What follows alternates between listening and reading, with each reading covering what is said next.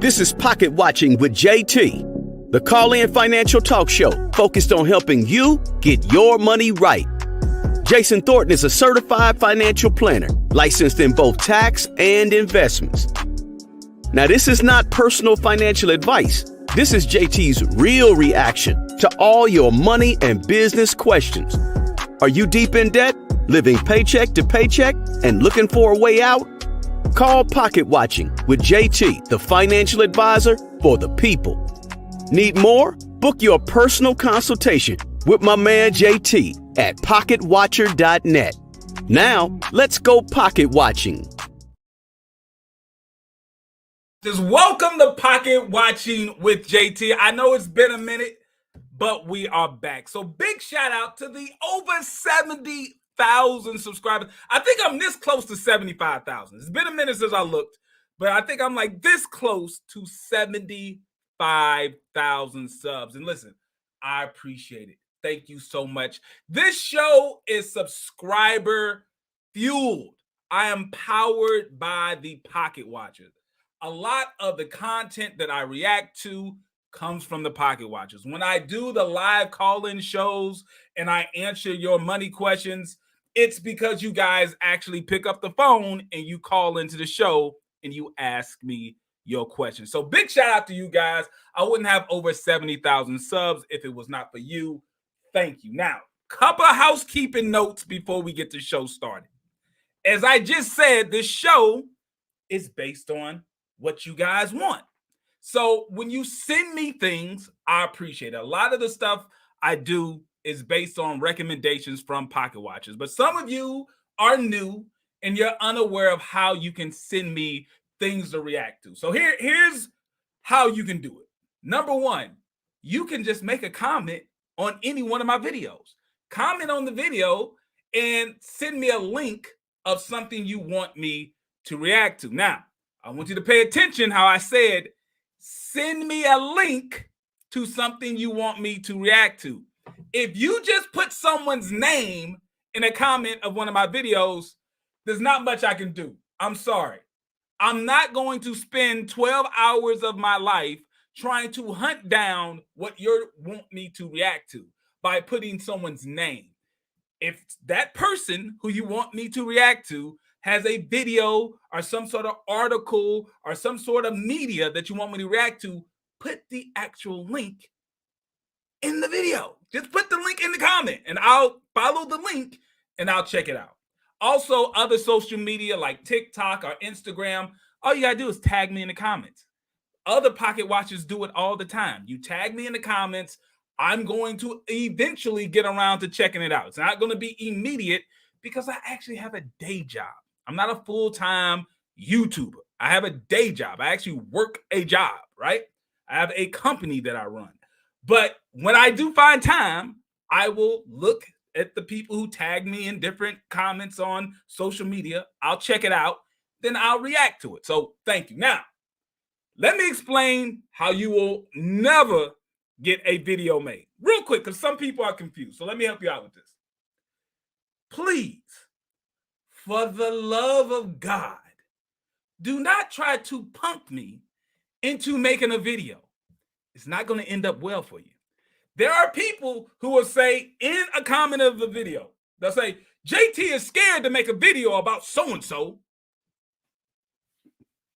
Listen, we're all adults here, right? We're all adults here. I'll be 40 years old later this year. I'll be 40. You're not going to punk me into making content that you want to see. That's just not how, that's not how this works. So if you put a comment either on Instagram or YouTube saying JT's too scared to make a video about this person, guess what? I'm not making a video. Why won't I make the video? Even if it's a great video idea, why will JT not make a video? Because I'm petty. I'm super petty.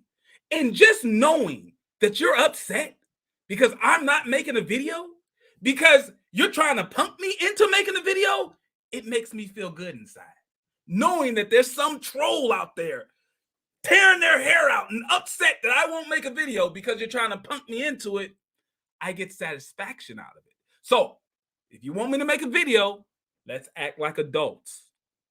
Just send me a link to something that you think is scammy or fraudulent, some video, and I will look at it. But if you start the writing in all capital letters and all this, it's not going to work out for you. It just won't. All right. Now that we got that wrapped up, it's time to start the show officially. Listen, we're doing Surviving Jay Morrison, and I did not come alone. I have my brother Eli from What Happened to Common Sense. He will be coming up very, very shortly, and we're going to have a conversation.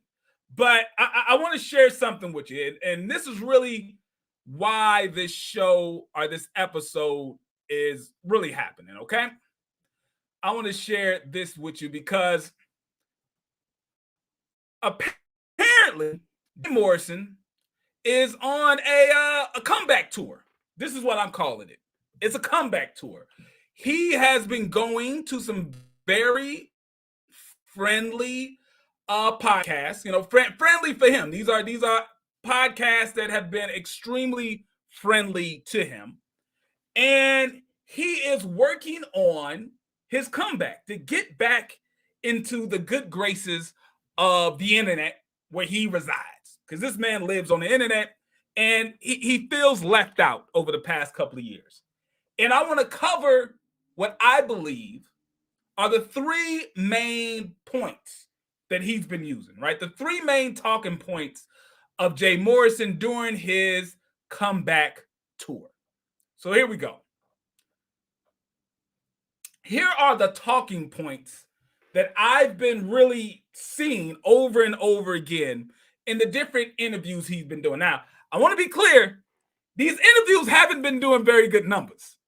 Some of these interviews I noticed, I looked up and it'd be like, it's been like 2 weeks and there's a video that he did that has like less than 1,000 views.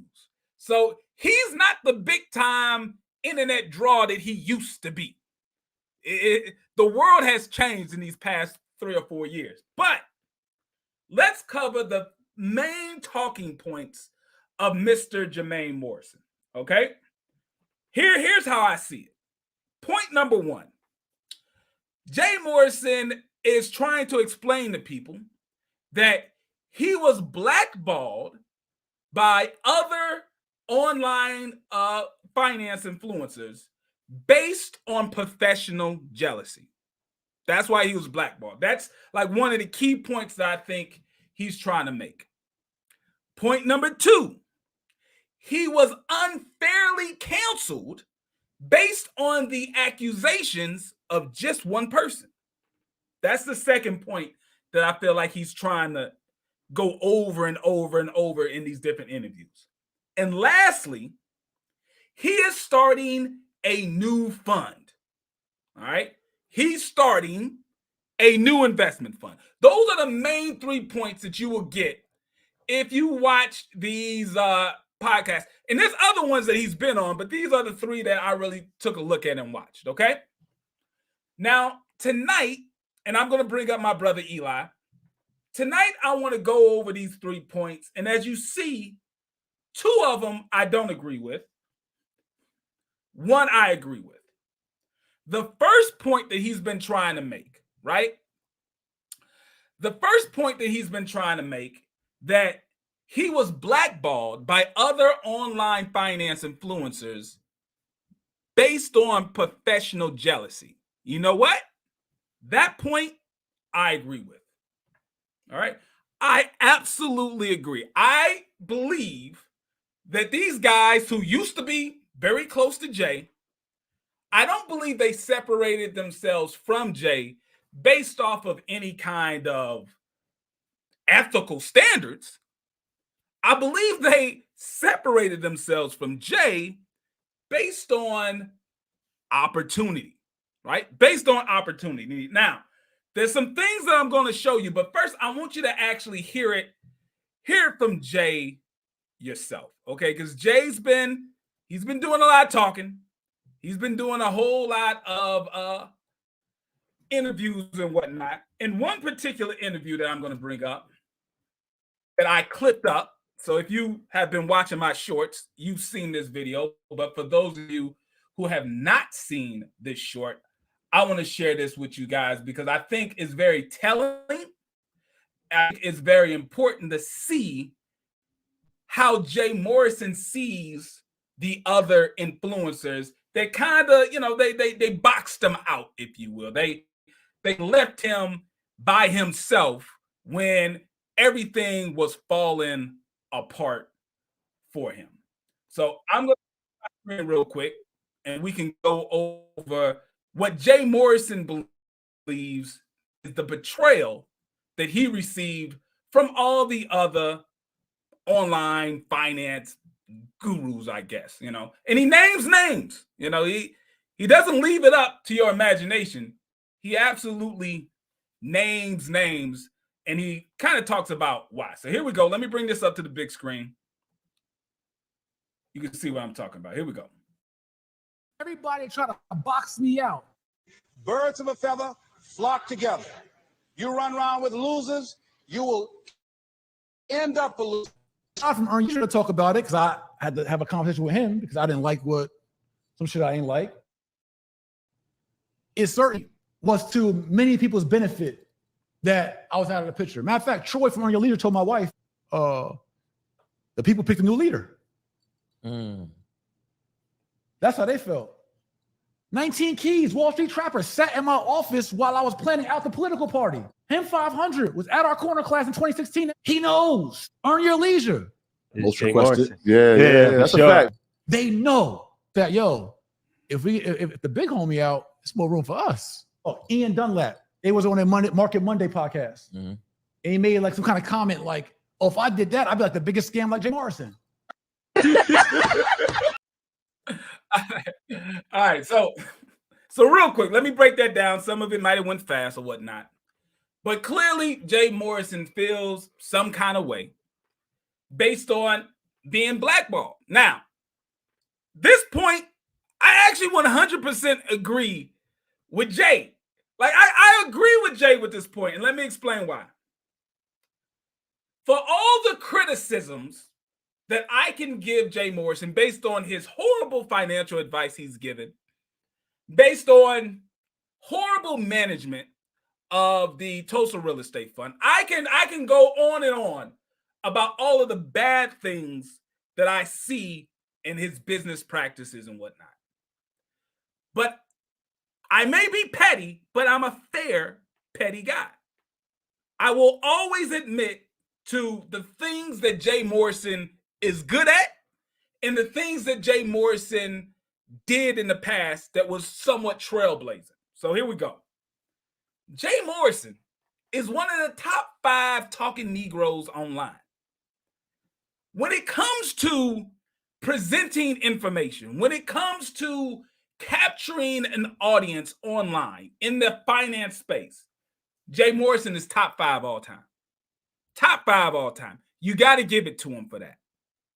And when it comes to the online fake it till you make it type of guru, when you look at the whole landscape, you got to admit that Jay Morrison is the grandfather of all these other fake gurus that you see today.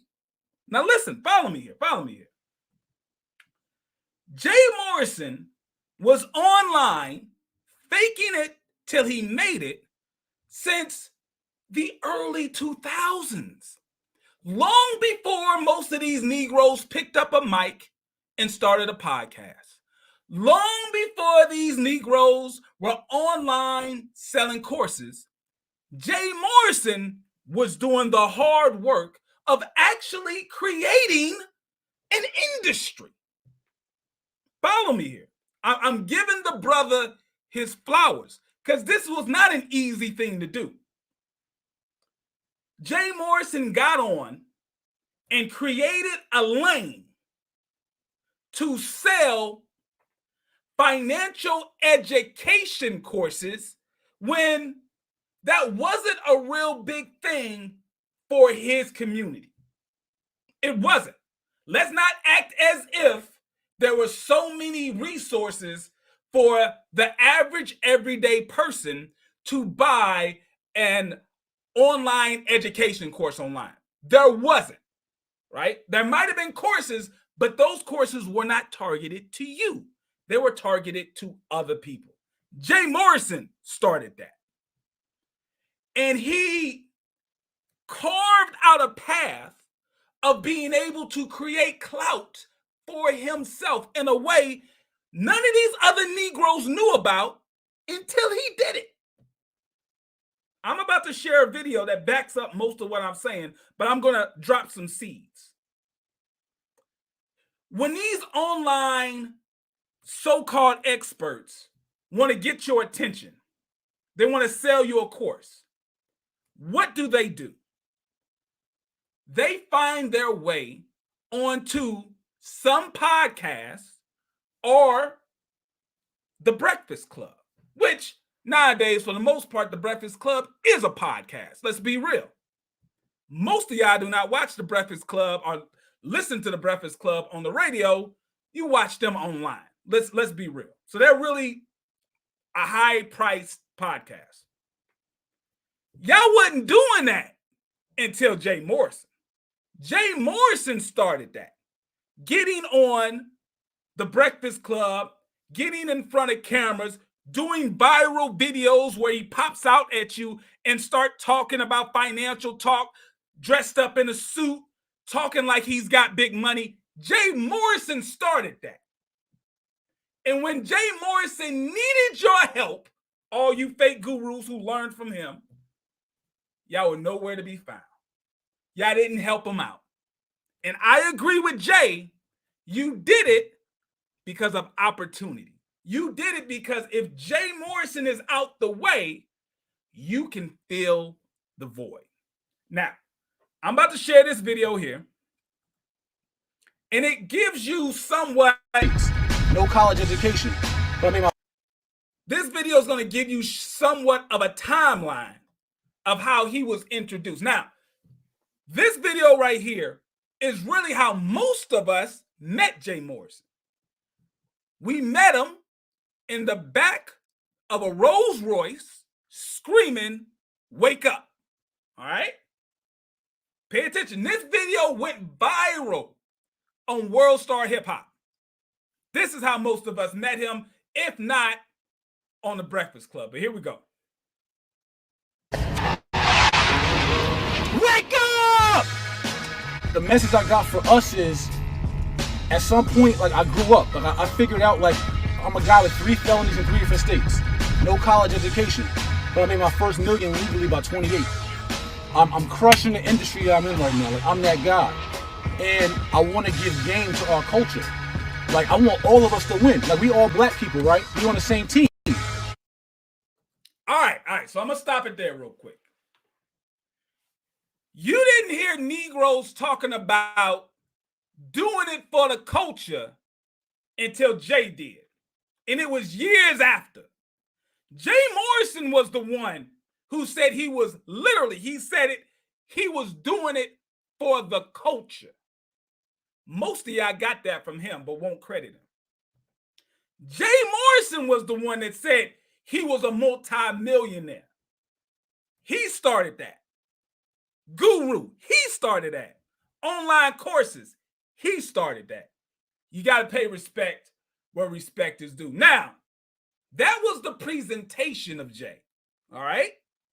That's the presentation Jay gave.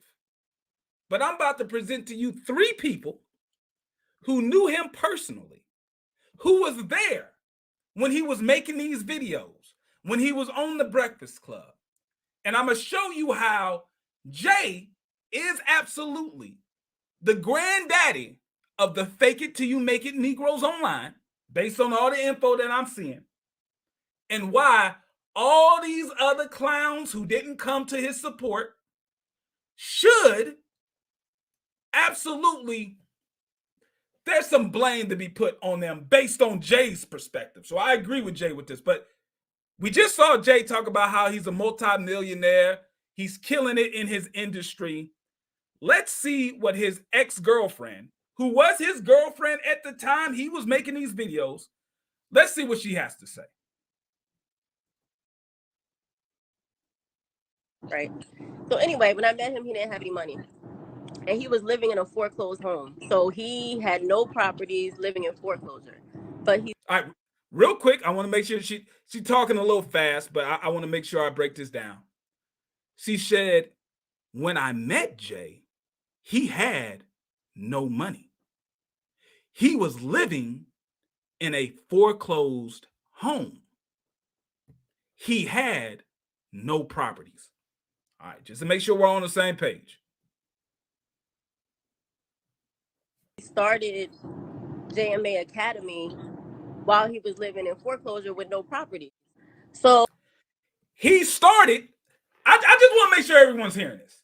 He started JMA Academy. He started Jay Morrison Academy when he had no properties. He had no investment properties.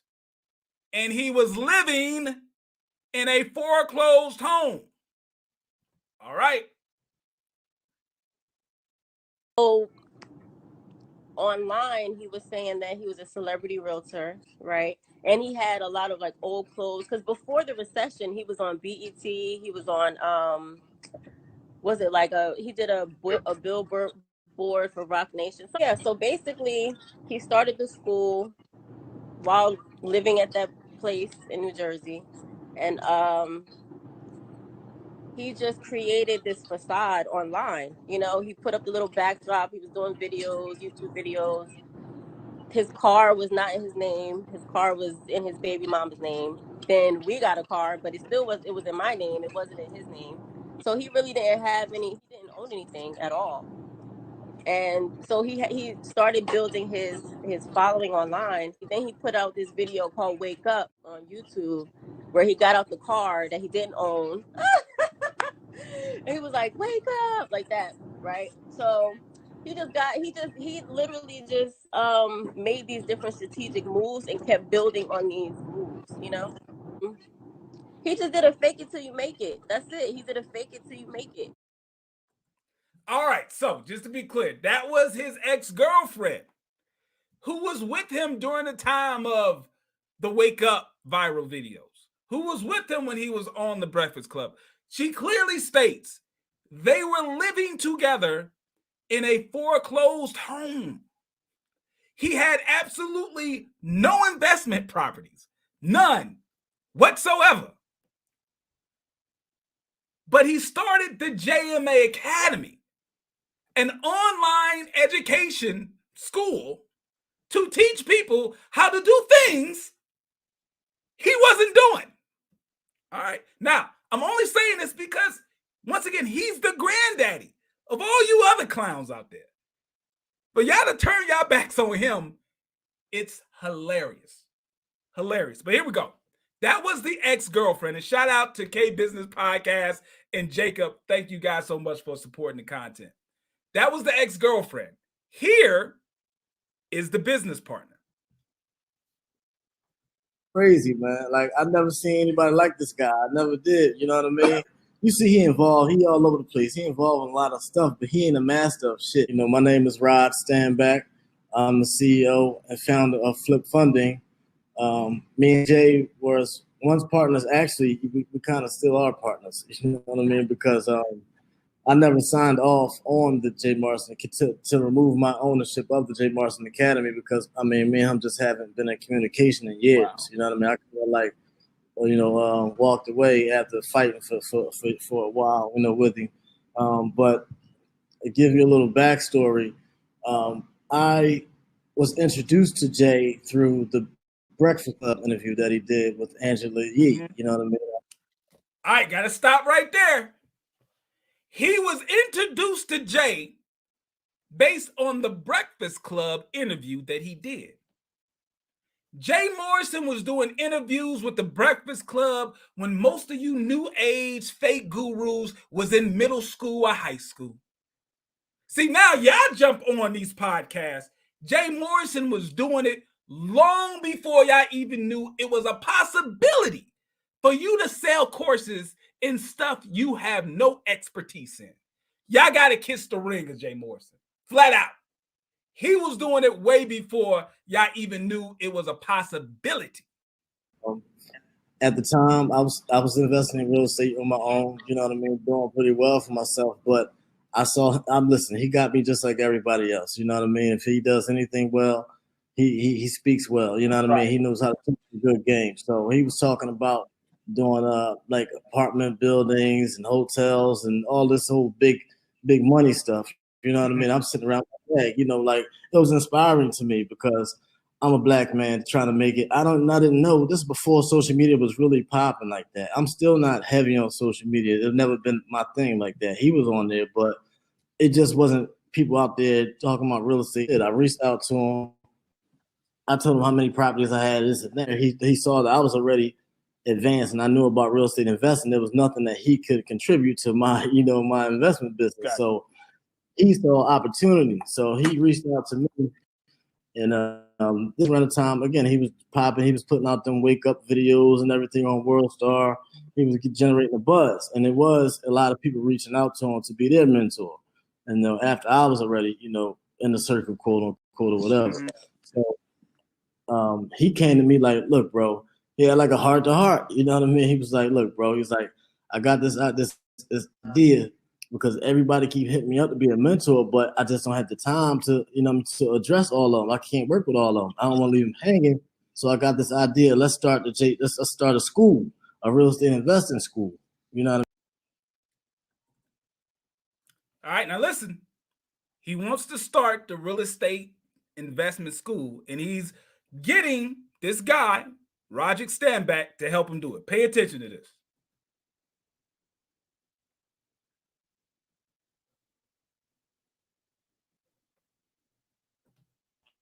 I don't have no money. Like, you know what I mean? The shit you be seeing, I mean, when you see me dressed all sharp and all that stuff, he's like, I get this stuff from Neiman. I get it from Neiman's, and I go take it right back after I shoot a video or something. That's how He said, I don't have any money.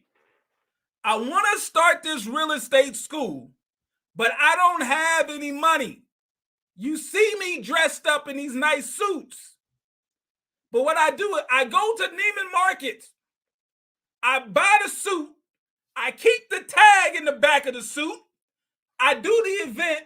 Then I go back to the store and I return the suit. Most of you online Negroes, you do the same thing today.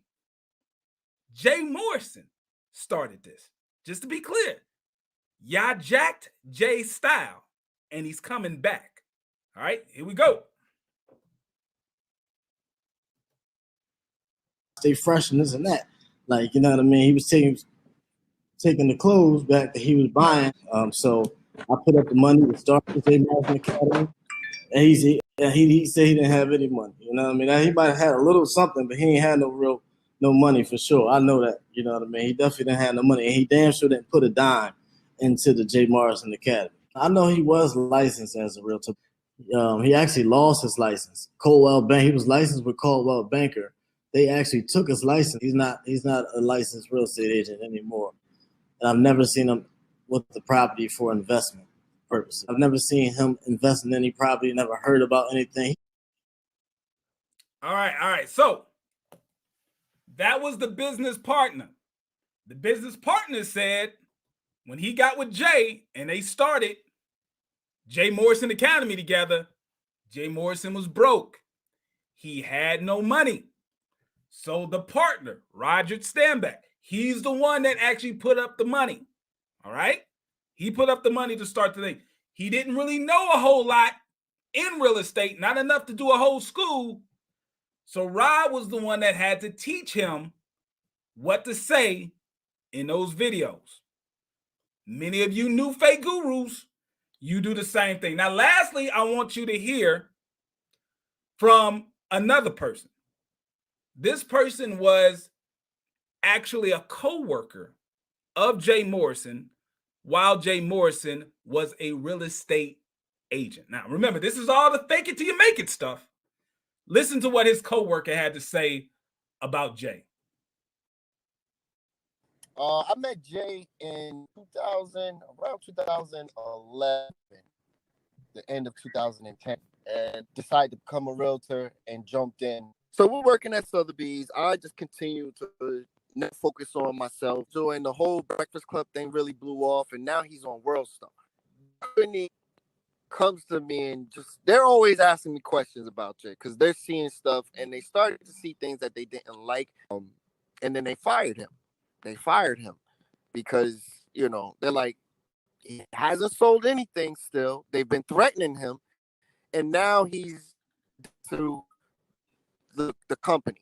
He's a detriment to, you know, our message as a company, as a brand. So he has to go. And, you know, and that's what happened. They fired him and he moves over to our, you know, one of our competitors, Coldwell Banker, which was right across from our office. It was an L for him to move, to downgrade from Sotheby's, or to move, I'll say, from Sotheby's to Coldwell Banker. That was like an L in his mind. That was a loss. He wasn't, you know, that wasn't a good thing. He got fired. And he got fired because Celebrity Realtor, Mr. Real Estate, couldn't sell one house. He didn't bring any business. So, you know, that was the main reason why he was fired. And everyone who's been watching him should ask the question. When we saw you with Angela Yee, you was a realtor, celebrity realtor, and doing all this stuff. And then it just changed. You no longer use the term celebrity realtor. You were opening up a school now. And you wasn't teaching anything about luxury even. You was teaching about wholesaling and flipping. So those were just questions that, you know, the public should have asked. You know, and if you would have asked enough questions, you would have found out that he actually lost his real estate license.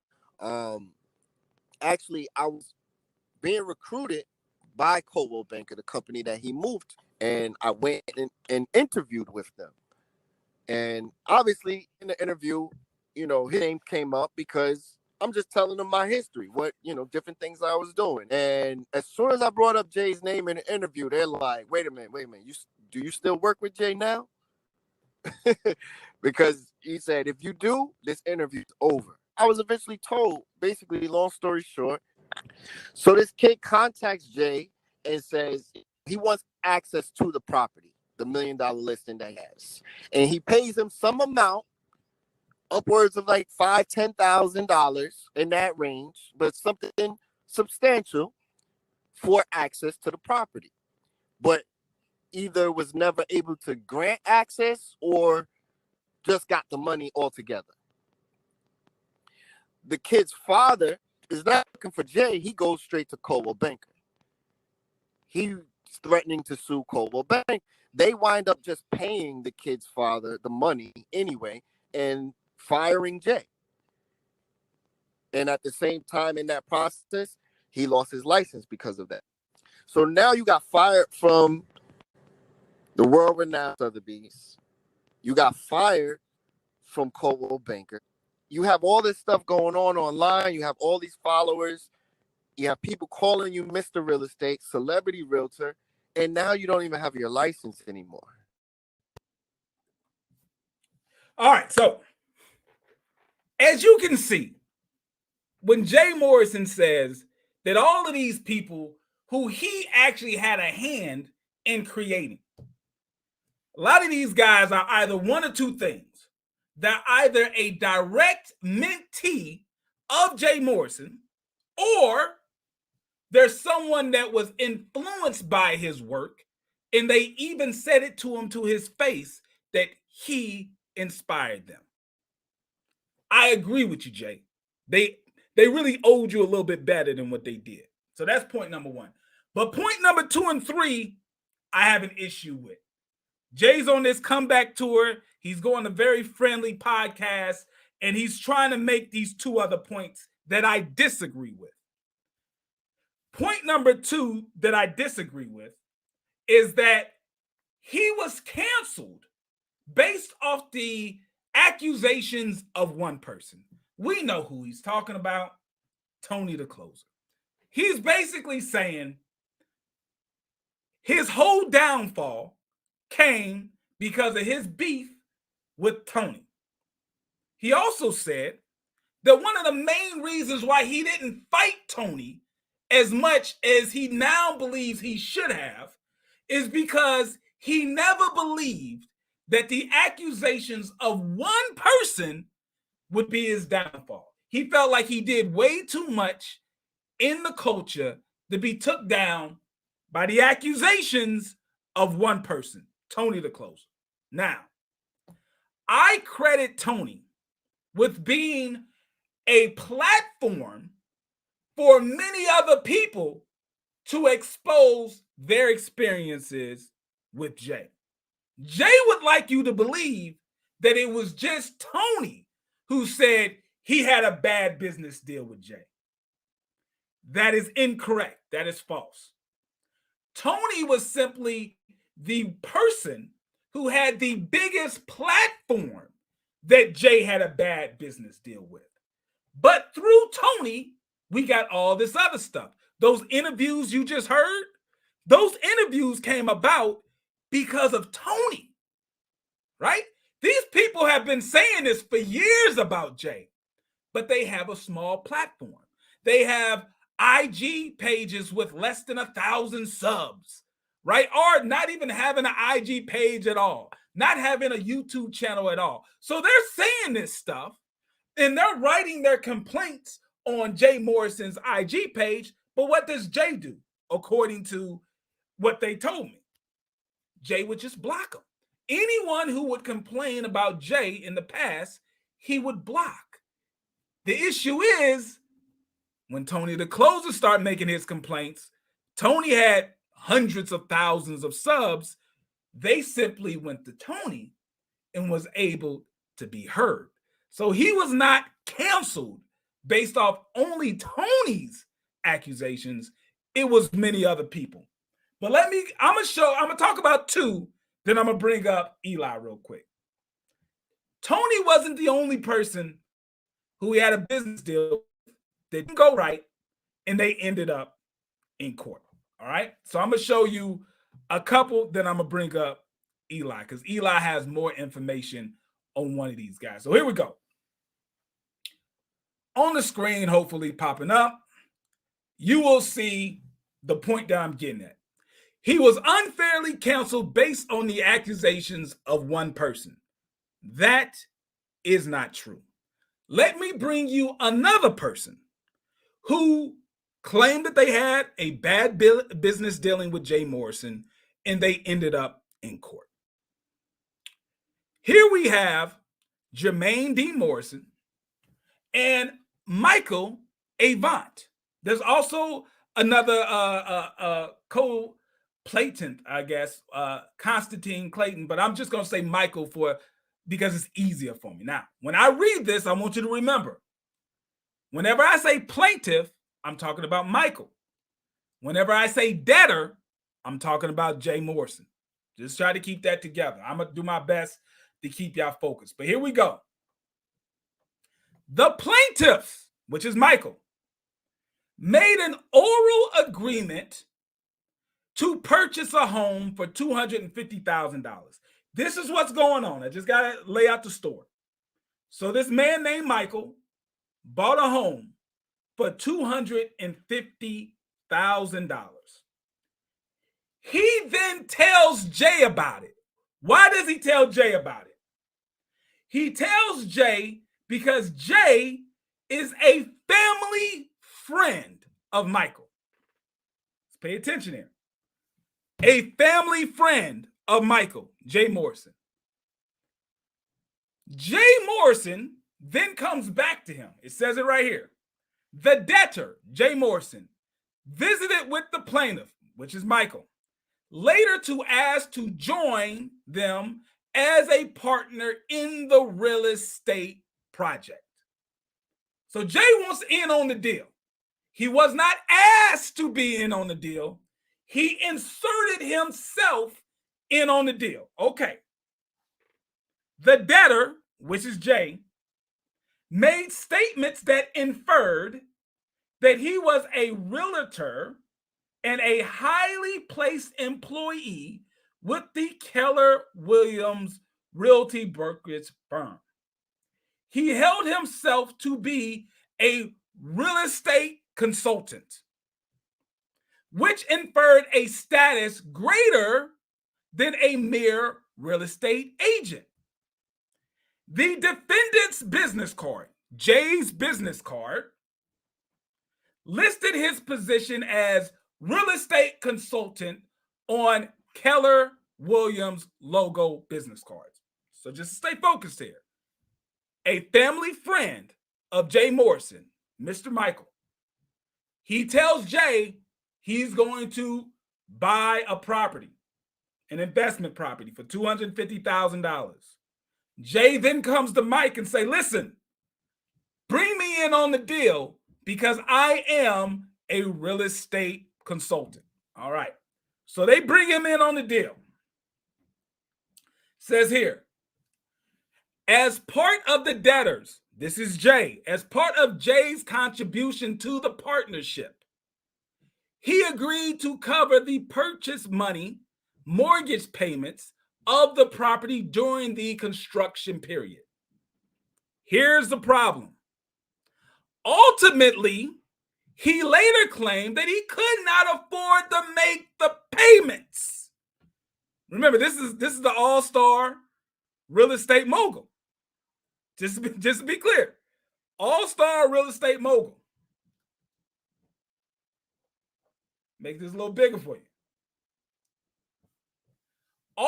Unfortunately, here we go. Unfortunately, he later claimed that he could not afford to make payments, and the plaintiffs, which is Michael, were forced to contribute $800 per month to maintain the mortgage while building a new one. So they bought a house, then they tore down the house and built a new house on the land. The new house is what they want to sell.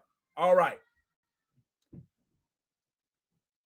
Now, I want you to focus on this because this is how Jay positioned himself in the deal to make more money than he should have.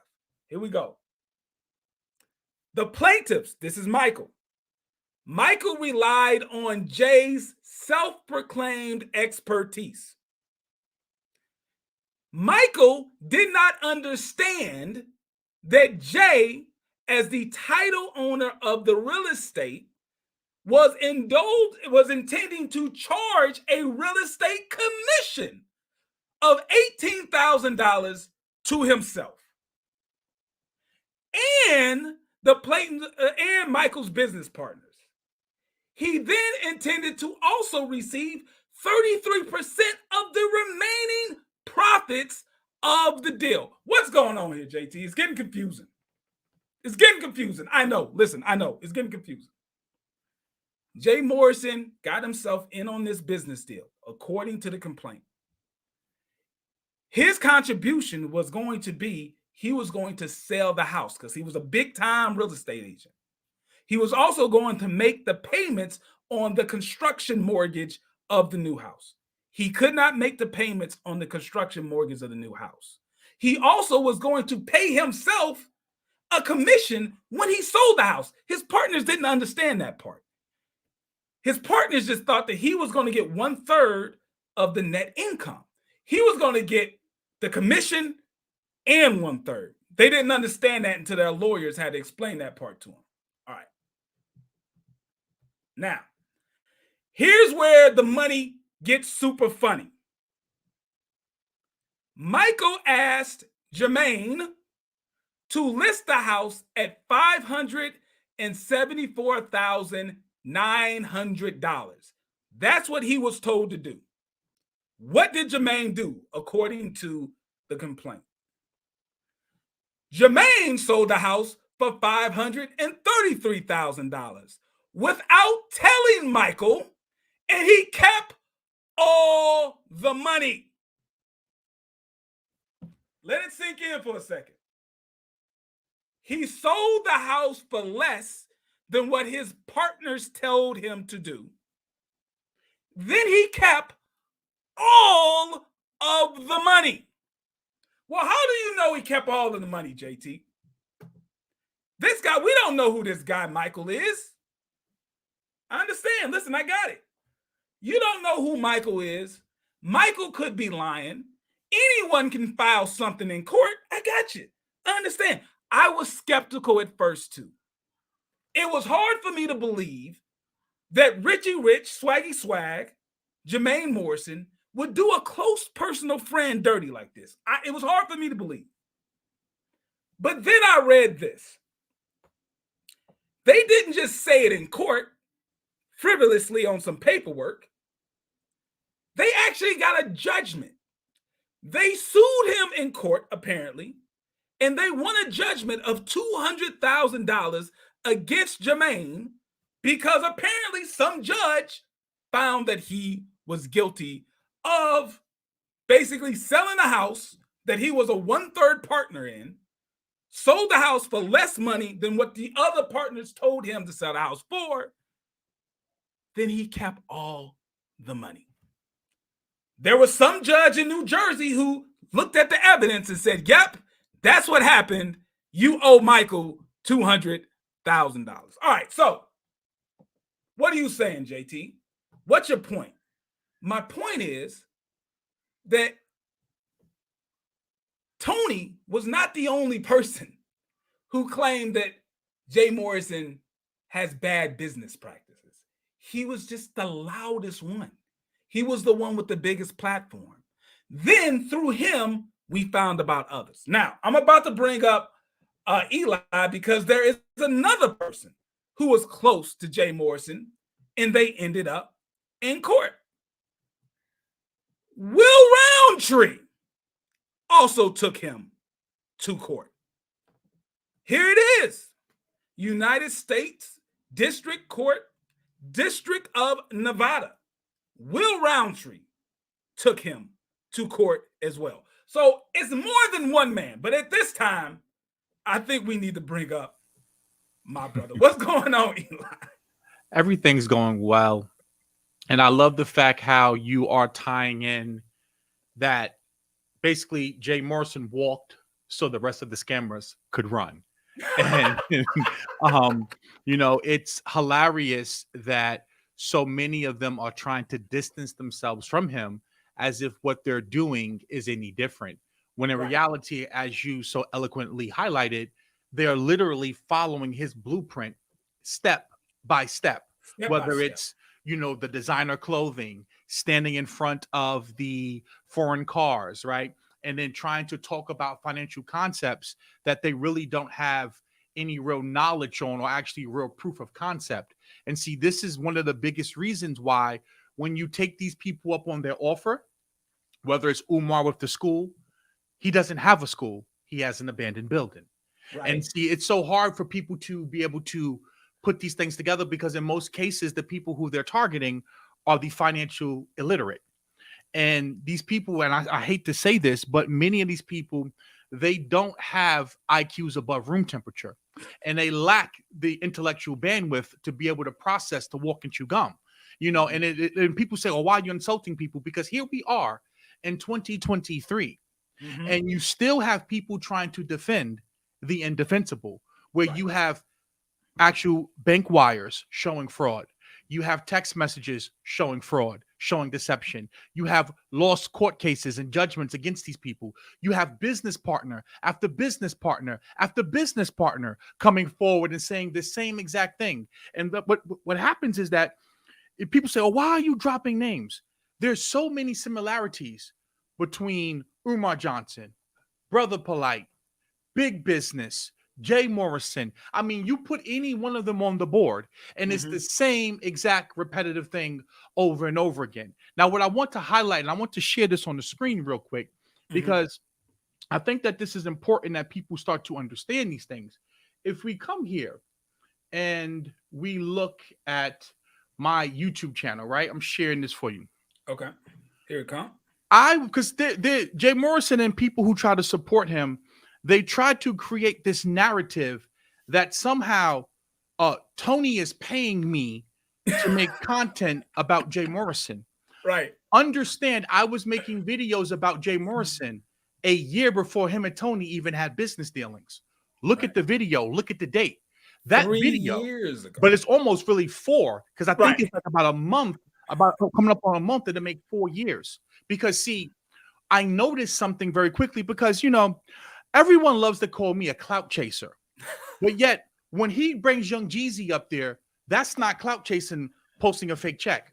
When a young black man gets killed and they go out there trying to act like they're for the culture, that's not clout chasing. Using Tamir Rice, right, and Eric Gardner to go out here and build up celebrity, that's not clout chasing. And see, why I started making videos about him was because at the time, Yvette Carnell and Antonio Moore were trying to push for reparations. Right. And him and Boyce Watkins they was using reparations as a marketing tactic, because see, this is before he even talked about the fund. He was still doing corner classes back when I was making these videos. Right. And I was able to see, I can see the grift very, very, very quickly before most other people, because see, I have an IQ above room temperature. So I can see this and I can see it for what it is. And see, it's amazing to me how people say, oh, that's not, you're just a clout chaser. But yet they use Black death, they use trauma, they use pain that Black people are going through to sell inferior products to them. And then now here we are. And then the Tony stuff comes out. That just elevates it, because now it escalates it to a higher level. But there have been people already talking about this, like you said before. So then now that's one of the beautiful things that Tony has done with Jay, and he's been doing with the Big Business situation, is people think it's about clout. No, it's just good fucking entertainment and content, because Tyler Perry could not craft a better clusterfuck of a script. Because here it is, you have a man who's broke, right? Yes. Launching real estate funds, right? Dead broke. Dead broke. Dead broke. Launching funds, right? Taking his clothes back to the store that he purchased them from. I mean, just absolutely the textbook version of fake it till you make it. And yet people look at him and think that he's for the culture, that he's elevating people. And it is amazing to me how the bar is so low. Like I had a guy to me say today, oh, Umar has a school. Umar has abandoned buildings. He doesn't have a school. See, a school has an actual classroom and has students in it, right? And then students are taking courses, right? They're being educated. Not one student is being educated in that building. You did not give him millions of dollars to get an abandoned building. But see, when you're dealing with the financial illiterate, I call it financial lunacy, they go there and say that we gave this man millions of dollars and all he has to show for it is abandoned buildings. Similar to Jay. You gave him money not to go get a community center, because that's what the Black House is, right? You gave him money to pay you dividends on profits earned from real estate deals and acquisitions. And here we are now, and it's based upon the dividends he paid out. You will not get your money back for the next 50 to 75 years.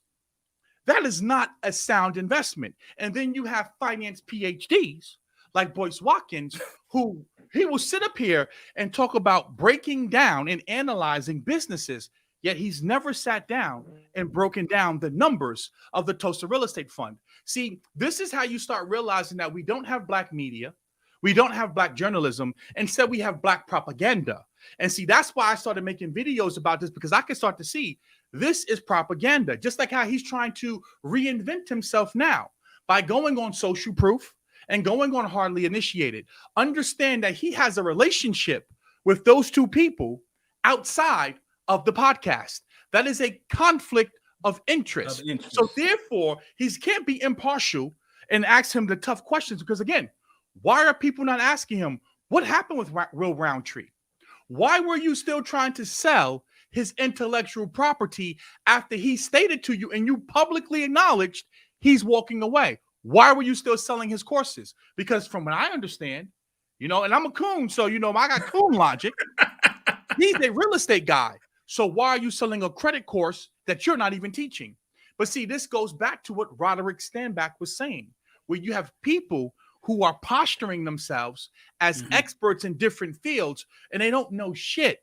And this is why so many of you are getting burned and getting hurt, because many of you don't want to take the time to really educate yourself and understand that, number one, you're not going to build wealth overnight.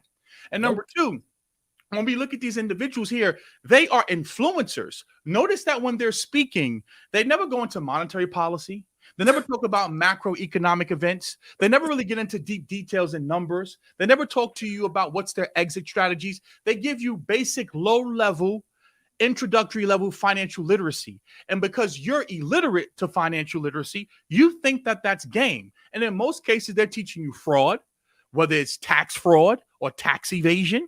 They're teaching you wire fraud and bank fraud. And you're thinking that it's game because, see, you know, people get mad when I come here and I talk about the quote unquote streets. No, what I'm saying to you is that the way you've been living your life for most of your life is fucked up. And now, because you've been living a bad life, you're clinging on to any little thing and you're thinking that it's positive. Because, see, somehow you were selling drugs, so you think that's bad, but committing bank fraud is positivity. And I'm here to tell you that both of them will get you locked up and send you to jail. And somehow I'm bad for trying to convince you that, hey, don't commit bank fraud. Or better yet, even if you're not committing fraud, they like to make you think that you're going to get funding. We're going to get you $200,000 of funding. Talk about the funding. Talk about the funding, because I don't think people understand. People don't understand. There's guys online talk about, I've got my students over $250 million worth of funding. Funding is debt. Let's be clear. Like, people don't understand what funding means. There's two ways that a company normally raises funds. Two ways. You can sell equity, meaning you're giving pieces of your company away to other people who buy in, or you can sell debt, meaning you're selling off money. I mean, you're borrowing money to then fund your company, but you have to pay that money back. That's debt. These guys who are talking about, I'm able to get you funding, they're just saying that they're able to find clever ways to get a person who's normally unqualified to get a loan, which normally involves some level of fraud. Someone who's unqualified in getting a loan, they find a way to get you a loan. But see, here's the Ponzi scheme aspect of it, right? And see, this is very important that we start highlighting this. Another reason why they're getting you funding is so that you can then take that funding and buy into their masterminds, and take that funding and go buy into their real estate deals. See, this is where the Ponzi aspect of it comes into play, because what they're effectively doing is they're getting you to lie to obtain funding that you could never obtain before, to then buy into their businesses that are not really businesses but are hustles, and then somehow convince you that then you can go and duplicate the same thing, when in reality the lifestyle and business that they're creating is being fueled by getting you to go into debt. And what happens is eventually you run out of enough suckers to buy into the scheme of going to get into debt. So this is where the whole ebook comes into play. Doing credit repair comes into play, right? Or going out here and buying real estate and fixing and flipping comes into play. Notice how they were talking about rehab loans. Doesn't that sound very similar? If you look at the court case with Michael Avant, talking about paying for the construction, right? Right. Doesn't that sound a lot like big business? And what he was doing to the people, see, what you start to see is that there's a lot of similarities and overlap. And people get mad when you talk about these things, but this is the reality as to what's going on. And what I'm trying to get you to understand is that if you truly want to be financially literate, you have to listen to both sides. Because, see, notice that you don't really see these people proving that they can do the things that they're saying they can do, because most of the lifestyle, the material wealth that they have is through getting your dumb ass to go into debt. Listen, I'm called a coon and I'm called, a hater and whatnot, because, I'm not big on people going into debt for the wrong reasons. Like, you can get a business loan, but you normally should have a good business before you get the loan. Exactly. These clowns are saying, oh, even if you just get an LLC this morning, I'm going to find a way to get you 5 credit cards with $30,000 each. And then you take that money to buy my course and you'll figure out what to do with the rest of it. That's like giving a toddler a loaded gun. That's extremely dangerous, right? Mm-hmm. And then now we start getting into like how Tony's been highlighting the illegal credit repair, where mm-hmm. now these people are using FTC affidavits and literally lying and basically saying that the debt that you walk into T-Mobile, you know that debt is yours. But mm-hmm. they're going to go out here and they're going to do a credit sweep.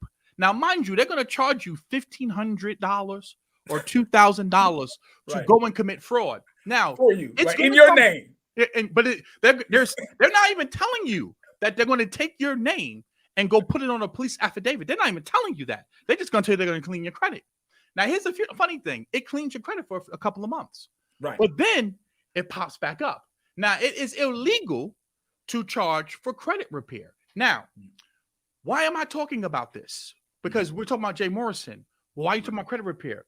Because, see, as a journalist, as a podcaster, right, as a media platform, when you are bringing someone on and they're out here talking about running funding plays and they're talking about investment funds and they're talking about investing in real estate, it is your job to ask the critical questions, to ask these detailed questions, whether or not if this is legal, whether or not if this is fraud, whether or not how much. What proof of concept do you have for this real estate fund? Now, notice this. Going back to Jay Morrison, mm-hmm. he came out of his mouth and said, we are the first crowd fund in the history. And I believe him. You know why? Because it's not been proven to work. So that's not, see, so when he brags about that, and see, if you was a real journalist, you would say, well, don't you think that that's extremely risky? That you are the first person to start something and pioneer something that has not been done before, which is why there's no wonder why the fund can't make money.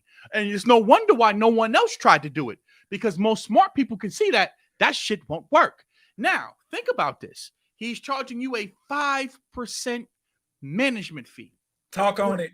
When most REITs charge you 1 to 2%. So he's charging you a higher premium for something that is brand new for a management fee that has not been proven to work, and he is losing you money. Now, why will the podcasts, like Hardly Initiated, because I say names, social proof, why won't they ask him, hey, why are you charging 5.5% or 5% when most REITs are charging 1 to 2%? Eli, they don't even know. These guys, and listen, I don't put our level of financial expertise on them. These podcasts are for mostly entertainment purposes, and they bring on a guest just to hear the guest talk. They're not there to ask any type of probing questions. They just want to hear the guest talk, because most of the time, this guest either has way more followers than them, so they're hoping that they bring over the followers. Or if the guy or girl is smaller, this is someone that's probably engaging in some podcast payola where they don't really care what the person is saying, because they're either getting money up front or they're getting an affiliate link for the course that they're selling. So they're going to make money off of it. They don't care in my view, Eli. They don't care. But see, this goes back to my point, and I want to share this on the screen as well. Okay. Because see, this right here will let you know all that you need to know, where the conflict of interest comes into play. Because if we come here and I share this for you, I'm going to play this video for you right now. And I want you first to look at the caption. It says, yo, last week at Greenlit ATL was dope. We got to feature our podcast in front of some talented content creators and filmmakers. Big shout out to Ernestine Morrison. Now, mind you, this is the podcast where he went on and he called out him 500 Wall Street Trapper and Earn Your Leisure. So let's hear what he had to say so that we can then start to see this is why they won't ask the tough questions. We've been doing here with Mrs. Ernestine Morrison. Stay tuned, it's going in.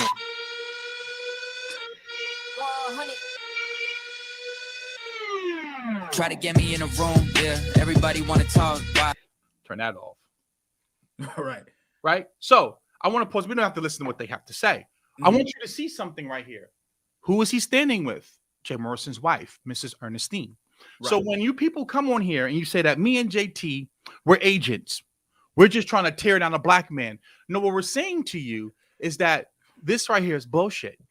That this is not financial literacy. That this is not rebuilding Black Wall Street. That this is not rebuilding the collective, right? This is not group economics. This is a grift. This is clout chasing because he uses black pain, black trauma to sell products and services. And then he had the nerve to say, I do not, that he is putting his life on the line for black culture. He's comparing. I just want you to understand they are comparing selling courses, writing on whiteboards, wearing dashikis, putting their life on the line to Martin Luther King and Brother Malcolm. This is problematic. Now, if you go here and you also watch this right here, this interview, where it says, when your success takes a shot at you, Jay Morrison, I want you to hear the lady say that her and Ernestine have been friends for over a year. I'm not making this up. They're saying it to you. I'll play the quick clip for you. All right, real quick, before you play the clip, I got to give a shout out to Jacob for the super chat. And Jacob says, Dr. Boyce Watkins, finance PhD, Dr. Boyce Watkins said that the Tulsa Real Estate Fund was SEC approved. Yes, Jacob, I highlighted that in one of my videos that I did. Most of you will not understand how dumb of a statement that is for a finance PhD to make. Understand this. The SEC does not approve any investment whatsoever.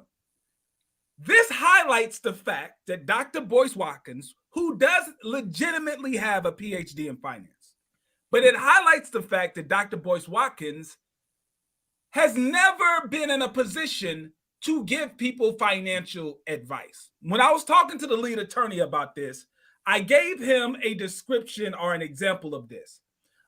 Imagine a person who goes to law school. They then go to law school, they graduate. They do not sit for the bar exam, become an attorney, and take on cases. They graduate from law school and then become a professor at a law school. That's basically kind of what Dr. Boyce did. Dr. Boyce got a PhD in finance. He did not then enter into the world of giving people financial advice, actually becoming a licensed financial advisor or a certified financial planner. He went directly into academia to teach other students about finance. So when Dr. Boyce makes a statement like this, you know he's never been licensed, nor has he been certified to give people financial advice, because we're taught, literally, Eli, it's like day one. It's like day one in financial advisor school. You can never say to a client that an investment is approved by the SEC. We're told to say this, Eli. That investment is registered with the SEC. Well, JT, what's the difference? Approved, registered, huge difference. Approved means the SEC did some sort of investigation. It looks as if this investment is completely legit, and they have the stamp of approval from the SEC. That's not what happens. When you register a security with the SEC, basically what you're doing, you're filling out forms that the SEC gave you to fill out. And those forms are basically saying, if shit hits the fan, Eli, who do we arrest? If we need to get in contact with you, where do we go? Who do we call? Where's the money being held? We want to know where to come get you when bad stuff happens. It's not an approval, it's a registration. So shouts out to Jacob for noticing that, because yes, a PhD in finance is not qualified to give anyone financial advice, because he made one of the simplest day one financial advisor student errors by saying to a room full of potential TULSA fund investors that this company has been approved by the SEC. So, but I want to take it a step further, because right now I have the actual filing, the SEC filing up on the screen I just shared. Okay, all right, it's popping up here. So, great. Let's say that Dr. Boyce Watkins wants to tell you to put your money into it because it's SEC approved. Okay, great. Once the actual filing is made, if you are truly about educating in financial literacy, why would you then not pull it up and actually dissect what the actual asset and fund, the assets and fund are doing? You know what? Hey, real quick, Eli, you want to know why he didn't? From my point of view, based on what he said to that very same crowd, the crowd of people who he told that the TULSA Real Estate Fund is approved by the SEC, he said, Jay Morrison called me king, and I like that.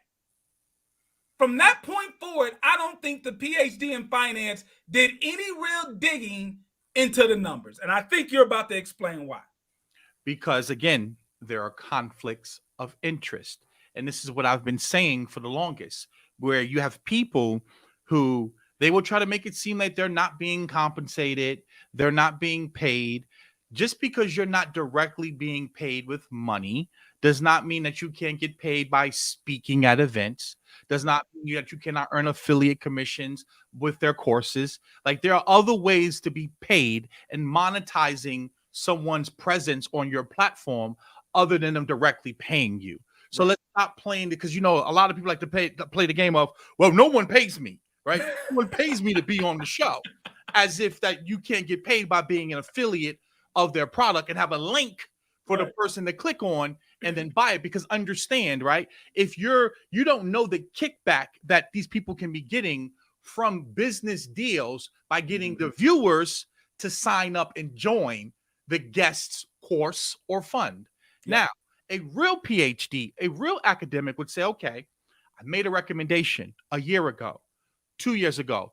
Let's now dissect that recommendation and see if today that is still a good investment. See, that's what real financial literacy would look like. Because what I would ask a person is that, why do you think you should have earned $512,000 for management fees in the year 2020 when you lost money? Why do you think you should have charged a fee to manage the fund for $413,000? Where now, do you think that that is ethical and in line with the performance of the fund? Because see, every quarter in the stock market, companies that are publicly traded, they have an earnings call. And they have to get on that call and they have to take some tough questions as to why the company did or did not perform.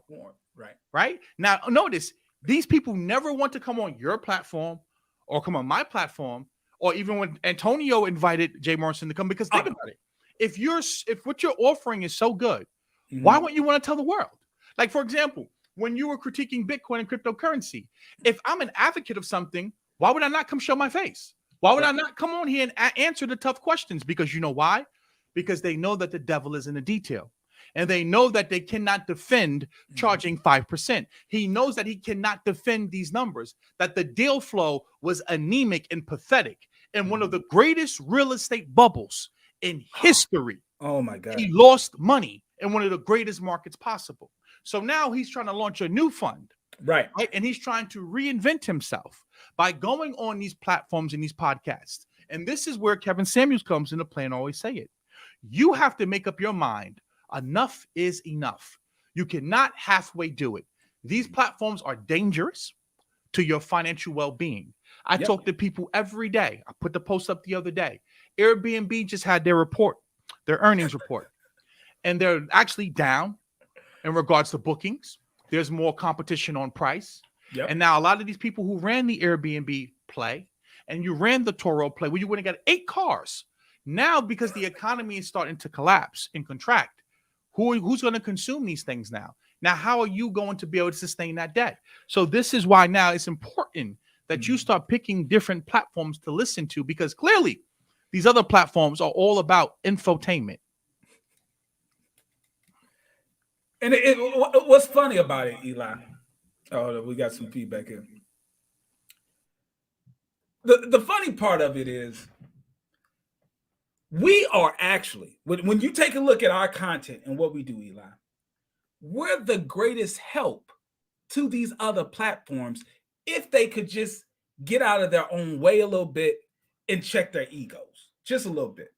Because what we're providing, and I think you said this in a different show, we're providing fact checking in real time, which is something that they honestly should be doing on their own platform. Like they should literally hire someone like myself or you, not literally us, because we got real jobs and we have real companies to run, but someone with our skill set, with a similar skill set as you or I, who would listen in on these shows, fact check in real time, and make sure that bad information does not go out.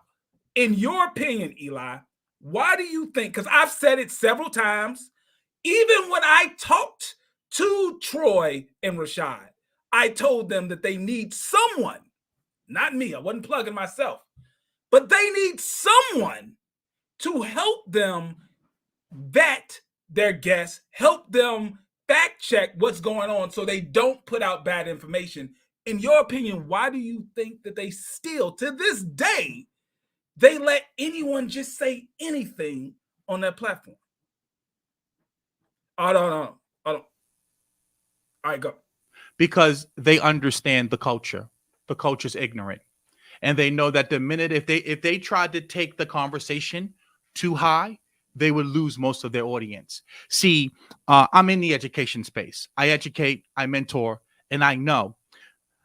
You know how many people I've come across who said, man, there's too many articles in your course. Man, your videos are just too long. See, they understand that this, at the end of the day, most of the success that many of these people have is just a function of the pandemic. People are at home.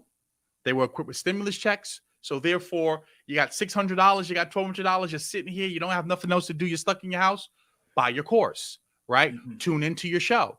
So therefore, because of that, you had a lot of people who this is their first time ever really investing in the market. Most of these people are never coming back. They've gotten burned in the meme coins. They got burned in the meme stocks. They don't have the stimulus money anymore. So when you know that you're serving fast food that you would never eat yourself, then you know who you're selling it to. You know who your end customer is. So therefore, they would lose most of their customers if they really did try to have high-level conversations and real intelligent conversations. So therefore, you have to dumb down the content, which is why you need the celebrities, which is why you need the rappers to keep people's attention. And that's what I've realized. Like, even when I was listening to like a lot of the big business victims, right? Like even the people who are still trying to defend the indefensible, you're dealing with a culture of people who are willfully ignorant, who truly want something for nothing, right? So therefore, if it has a gimmick to it, if it looks like a rap concert, they'll come. If it has some type of a secret that no one else knows, they'll watch it, right?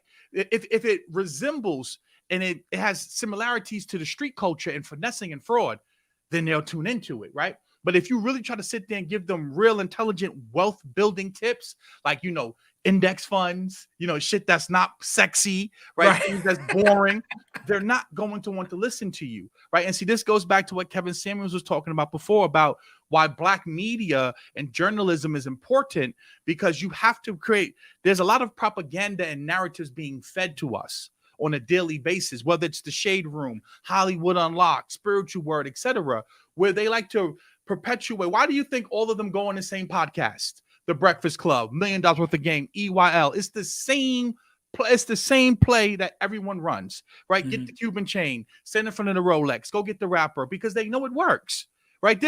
You wouldn't do something if it didn't work, right? So there's a reason. So the bigger conversation needs to be, why does it work on you?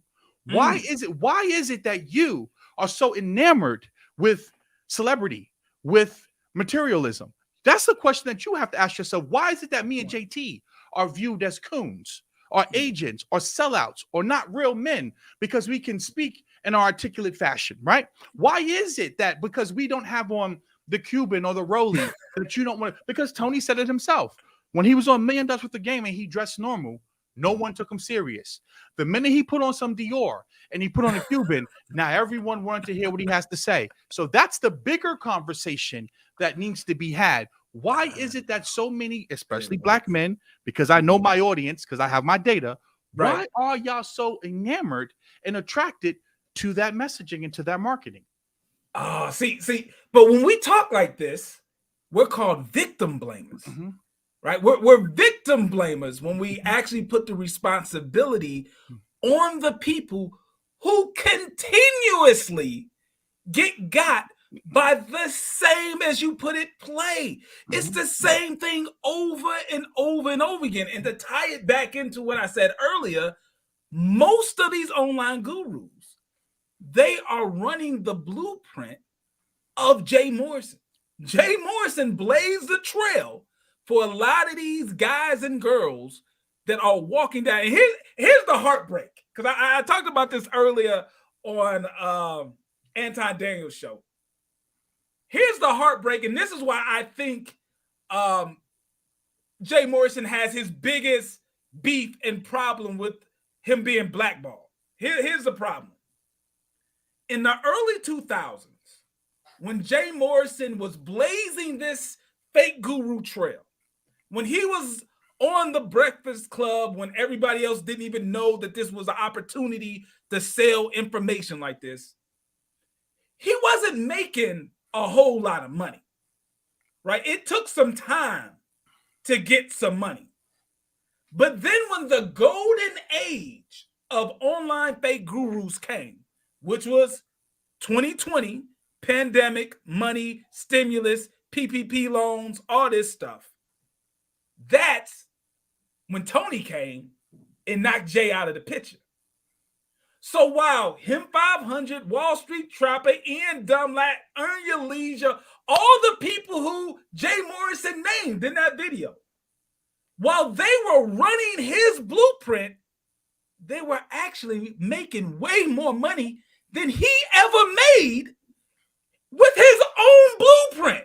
Because the people, his audience, never had as much free cash flow as they did between 2020 and 2022.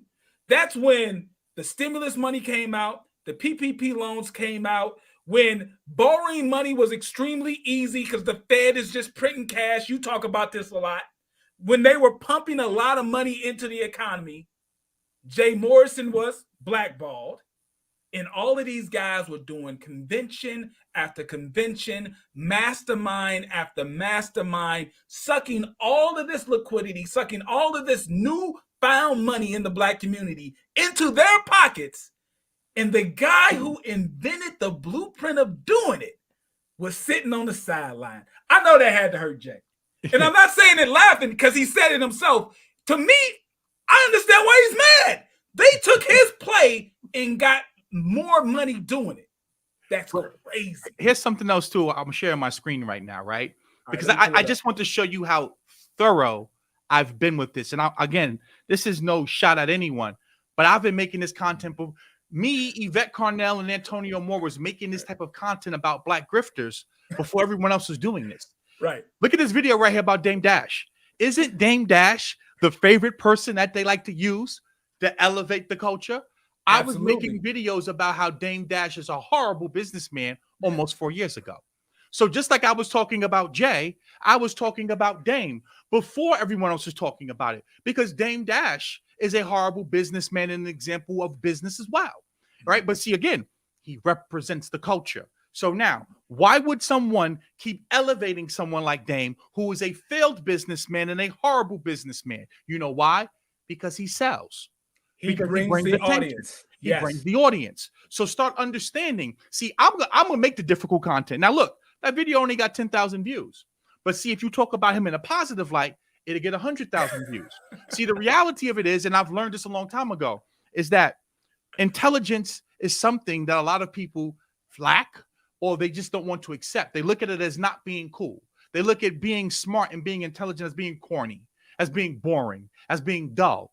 They believe in being loud, boisterous, ignorant, flamboyant, as being a real strong alpha male, like Umar Johnson was doing in his mama's house. He's talking to you about being a strong alpha male while he has filth.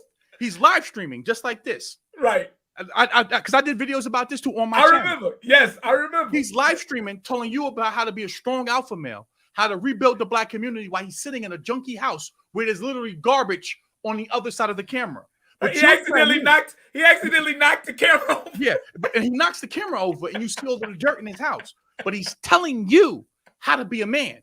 He's telling you that I'm corny. I'm not a man, right? But he's a man, and he can't even clean his goddamn house. So then you wonder why now you give him money and he can't deliver on the school. You look at Jay Morrison, fraudulent his whole life. Fake it till you make it his whole life. And then you wonder why when you give him money, he can't deliver on what he's trying to deliver on. 19 keys with the whole Black World Order, the BWO. Look what happened to that catastrophe. Another one. See, he could talk to you about astro projecting, gold water, Crown Society, auto traders, Forex. You got Brother Ben X with real estate. You got the guy Jacob Taylor, the fake doctor. He can tell you about life insurance. They got the Avengers. They assembled the Avengers of black wealth and black intelligence. And what happened? It fucking flopped. But then you'll sit up here and you'll see me and you go, man, I Eli and JT, man. They just don't do it for me, right? I can tell you what's going to happen before it happens. And you'll go, nah, it's just something about those guys. They just, they don't got the it factor. No, see, what we don't have is we're not going to sell you a dream.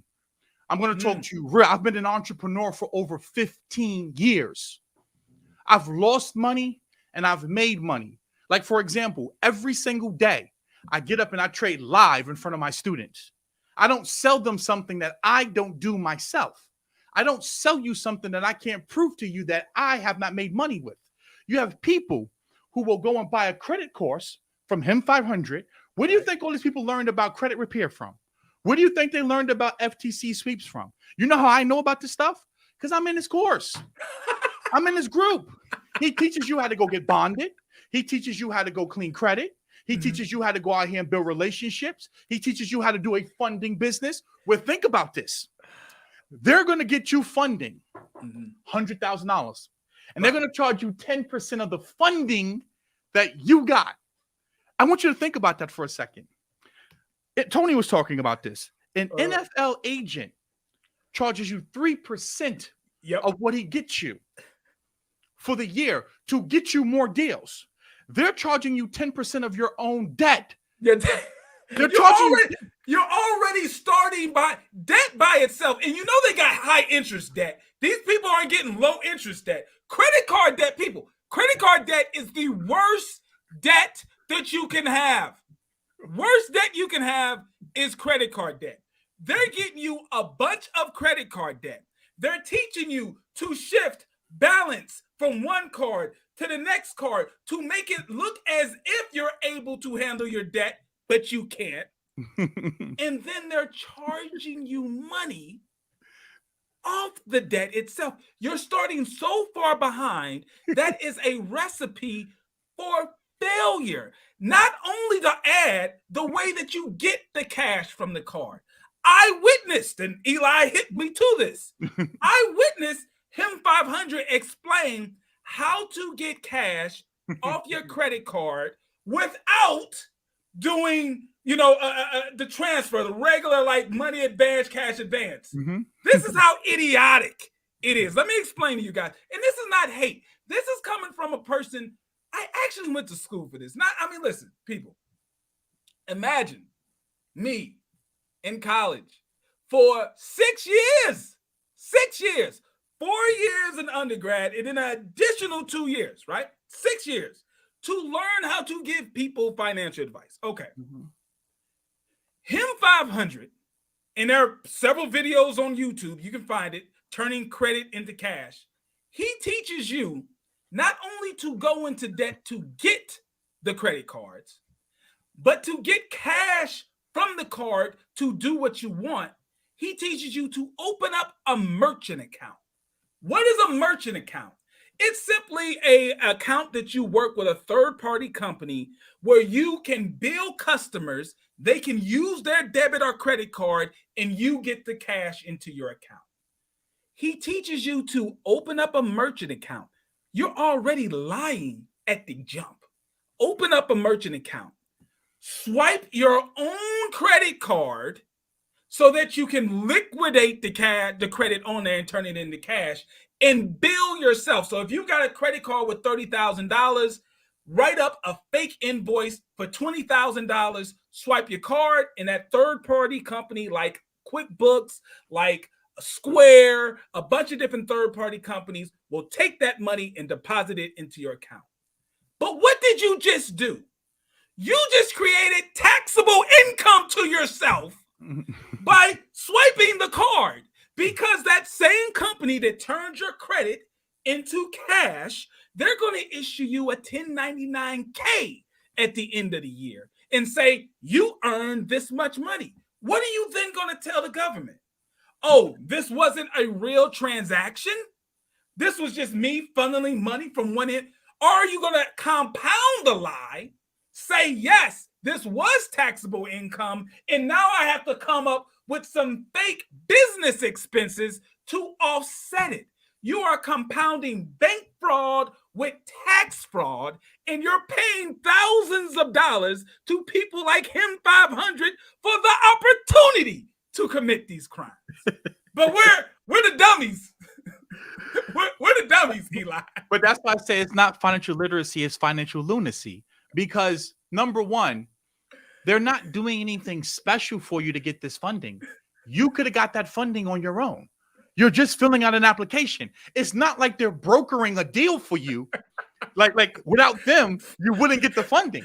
You're getting the funding because of the lies that you're putting on the application. On the form, right? On the form, right? It's not like they're going into the room and they're like, okay, I got these 5 clients right here. They got an 800 FICO score. They got they're not negotiating and building any relationship with the bank for you. They're simply just going to the website and putting in your information and getting you the funding when you could have went to the website and did the same thing. And then they're going to charge you 10% of the funding that you got for doing the bare minimum. I mean, it's just like, it's insane here. And then it's like, somehow when you try to educate people about it, listen, I'm not telling you not to go do that. I'm giving you the opposite side of what happens when you do that. So now you are making an informed decision because you have the pros and you have the cons. In any business transaction, you can make money and you can lose money. So you need to be informed of both sides, because here's my philosophy. I don't need to know what will happen if everything goes right, because if everything goes right, then we're good. It takes care of itself. Tell me what it goes wrong. And then in the event when it goes wrong, how do we then get ourselves out of what's going on? See, that's more important. Now, when Hold on, Eli. You are inviting negative vibrations if you do that. I know the crown wearing guys.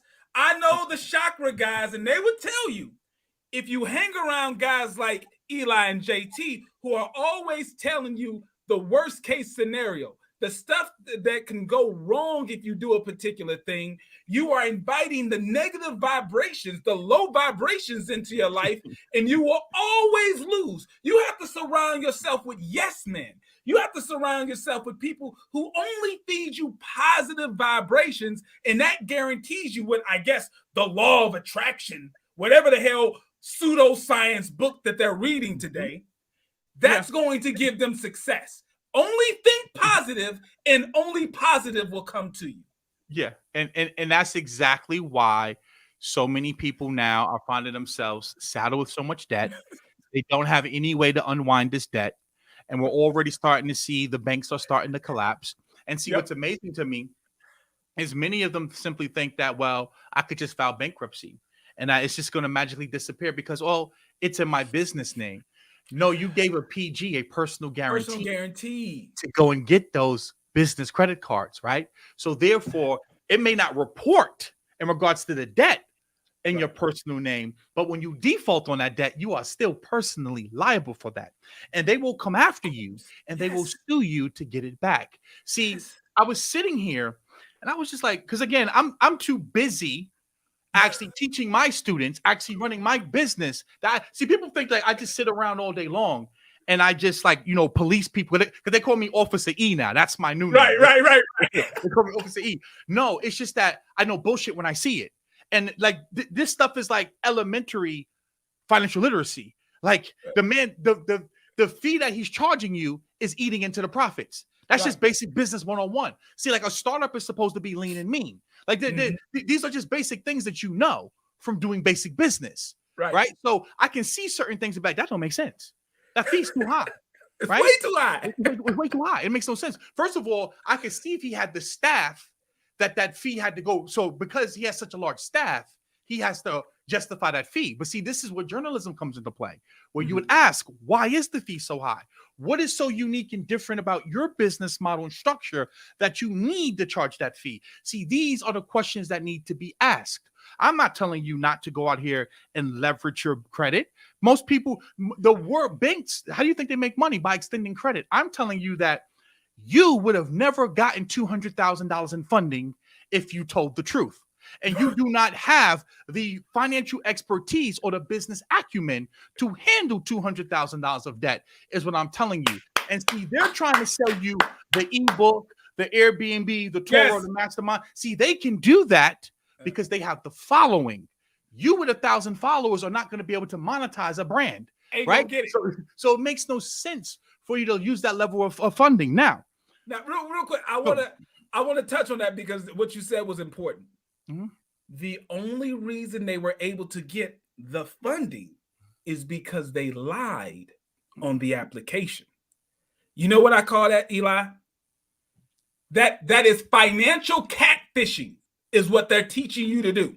We're in the age of online. I think everyone knows what catfishing is, right? Catfishing is when you meet someone online trying to date them. Their profile picture, they're a 10 out of 10. Knockout gorgeous. But when you actually meet up with them at the restaurant, they look horrible. You just got catfished, right? What the hell do you think you're doing to the bank when you're lying on these applications?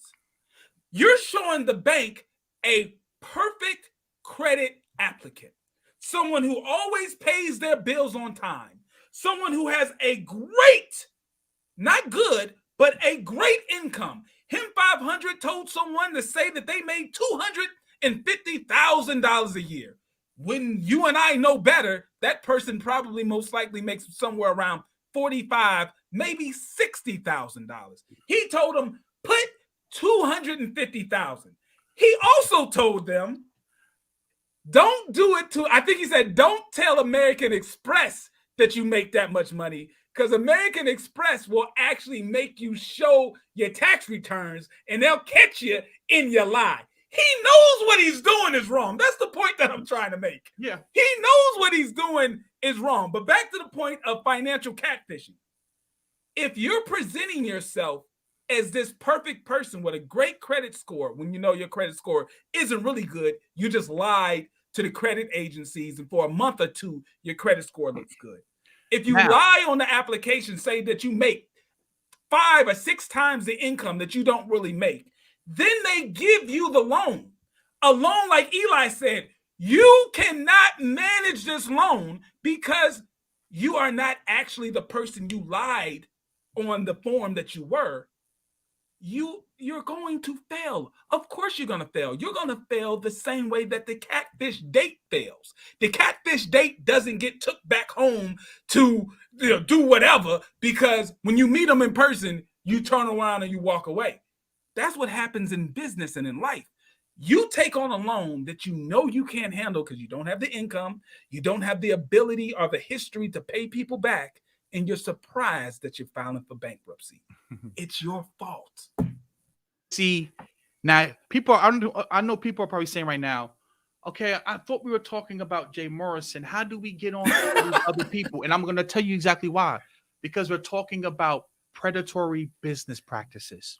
Yes. And what we're trying to get you to see is that him going on the Hardly Initiated podcast and trying to call out other financial literacy and business influencers should pique your interest as to why. Why is he calling out those specific names? Mm-hmm. And see, this goes back into because they're utilizing his very business practices and marketing tactics. His blueprint. He came up with it. He came and now, right now on my screen, I'm sharing this right now. JT can pull it up in a second. This is Will Roundtree basically saying, if you've recently made a purchase within the last 2 years from Jay Morrison Academy or its partner companies that included any of my lectures, webinars, classes, books, or resources, please report it to me via DM with the screenshot. That in itself is predatory, where you have a man who is still selling his ex-business partner's content and intellectual property even after he left. When Isaac Grace comes up and speaks about, again, I'm going to share this right now, pull it up because I love to have these things. Let me get it. Stop the screen share, pull it up so that we can have an understanding. These are his former business partners. These was more like, I think business partners isn't a strong enough term because technically Tony was a business partner for a short amount of time. These guys were close family friends and mentees. These are people who would probably be over his house during his birthday party. These are people who he would probably leave his children with to babysit. We're not talking about people who he met online to do a quick business deal. These are people who you would imagine he would never try to take advantage of because the closeness of the relationship. That's what digs into a person's character, right? You'll treat a stranger however you want to treat a stranger. Like you can kind of see a stranger relationship falling out quick. But to someone who you considered like a surrogate son or a surrogate father, someone who you have that close of a relationship with, predatory behavior with them. If I see a man who will treat someone with that close of a relationship with in a bad business relationship and be predatory to someone that close, I would never do business with them. Because if they would hurt someone that close to them, I have no hope. I have absolutely no shot at getting a fair deal out of this person because I'm a stranger. If he treats close friends like that, what would he do to you or me? But even better, so now this is Isaac Grace now, his former mentee, $1 million student. Right. Videos of him coming out talking about Isaac Grace was his protege. He was the next King J. He was Prince J. Listen to what he had to say. I got the audio. I'm going to play it for you right now. My mentor was out here telling me to stay tame and teach strategies that I wasn't really doing in real life for a client. But this is a guy who never wholesale. This is a brother who never fixed and flip houses. This is a brother who never even bought my mentor. I want you to understand that that's the mentee, the protege, going out here and saying that Jay Morrison, who's his mentor, never flipped houses, never purchased real estate, and never wholesaled. So now when we talk about predatory, that's predatory in nature. The fact that you are out here and you are positioning yourself as a mogul, as a real estate expert, and you're not. And then therefore you're selling courses about things that you don't do on a day-to-day basis. And then going out here now and trying to launch a new fund. So when we talk about these platforms, these are questions. This is not hate, right? Because see, you have a responsibility to your audience that when you bring a guest on here, that you ask them the intelligent questions as to, okay, why is so many of your ex-business partners saying that you never conducted real estate transactions? Can you right now show us some deeds to properties that you've wholesaled, right? Or that you've purchased, right? Can you show us some HUD statements? Can you show us some type of documentation to show the deal flow that you were actually engaging in? Because see, that's how you know if a person really does real estate. See, it doesn't, you don't have to be that intellectual, right, to be able to ask these basic questions. Like I said before, if I'm sitting there and I'm telling you I can trade, I should be able to then go into my brokerage account, right, and show you how much money I made from trading. It should not, I don't have to show you the whole year. Show me 2 months. Show me 3 months of you. Every month your broker sends you a statement.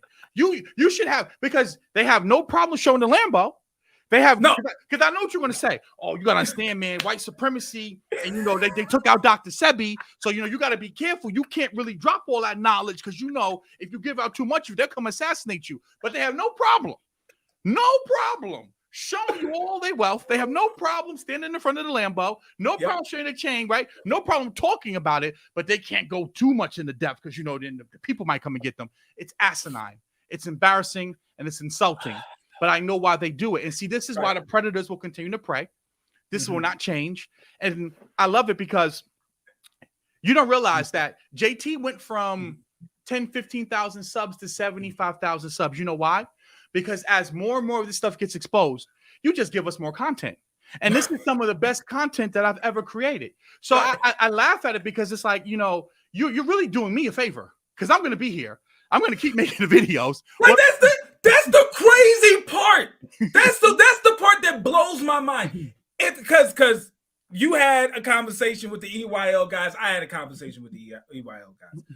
In both of our conversations, they said they're not fans of this type of content.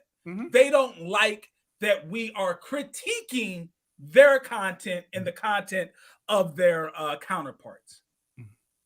But you can totally destroy our content by simply doing the things that we do before you publish that video. Before you hit publish on YouTube, all you have to do is hire some qualified financial professional to review it to make sure that you edit out all the BS that you know we're going to critique. Like that, JT. I want please allow them to keep spreading financial lunacy because it'll keep me like you have to understand, like to really when I go into like talking about the economy, monetary policy, Fed policy, those type of videos take days to plan. Right. This shit, I don't even have to. I don't even have to press play. Right. And I can critique it. Like this is so easy, and it gets more views. So you're doing me a favor because I'm educating, and I don't have to do a lot of work. I can just play the video, and it literally speaks for itself. There are conflicts of interest. Y'all are not asking any questions. There's enough court cases where there's no, because understand this, and this is very, very important right here. This is important.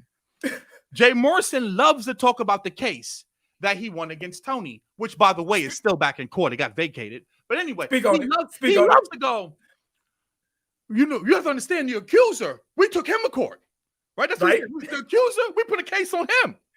But then he doesn't talk about none of the other cases. He doesn't talk about the case that Will Roundtree won against him with default judgment. He doesn't talk about the case that Michael AVANT won against him. It is amazing to me how you can let a person come on your platform and he goes, man, we put a case on him. We took the accuser there. We won triple the damages, right? And call yourself a credible platform and journalist. And I say, well, what happened to the case of Michael AVANT that you lost? What happened to the case with Will Roundtree that you lost? You know, and ask that question. Like that just, they don't exist, right? It goes to show you that these people, this is pay to play. Right. There are conflicts of interest. And that this, at the end of the day, if what I'm saying is a lie, why not sue me? Because remember Jay Morrison put up this post. And he said he's going after all of the actors that are slandering his family's legacy, not the name. He did not. He said the legacy. Notice I was making videos before TONI and him even did business together. I was making videos. Yvette was making videos.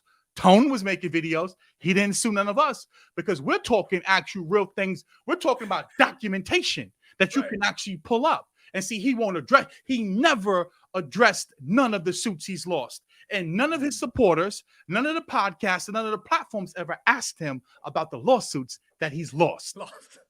Because it's the nature and how he's losing the lawsuits. See, this is very important. Anyone can get sued, but he's being sued for something very specific. He's being sued for copyright infringement. He's being sued for taking his best friend, his childhood friend's home and selling it from underneath him for lower than what they negotiated. Right. And then not telling them that, like, people, you don't understand how funny the story is. Like I didn't even go that deep into it. Would you like to know how Michael was made aware that the house was sold?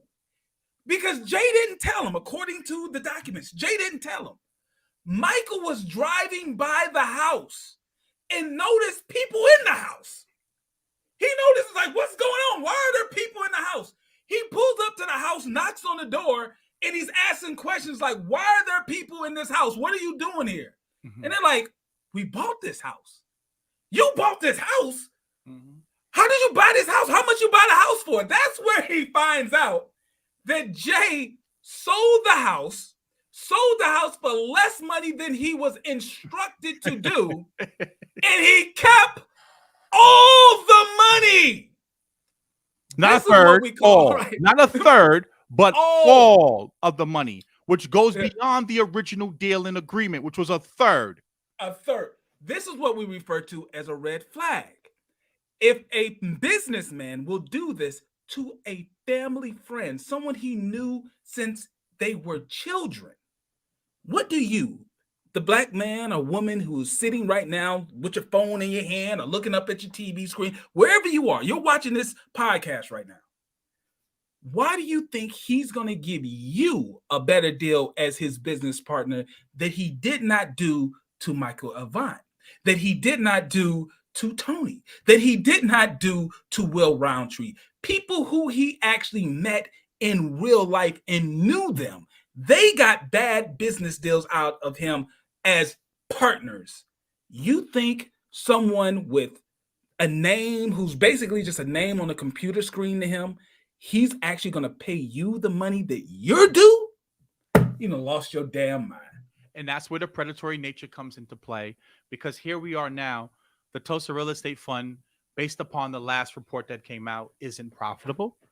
I don't even understand how he paid out a dividend from a fund that's not profitable. Based upon my calculations, he's paid out $16 on a $500 investment. When you factor in inflation, when you factor in tax liabilities that you'll take on, you know, that's a pathetic return. And then he had the nerve to compare the dividend that he paid out to Apple.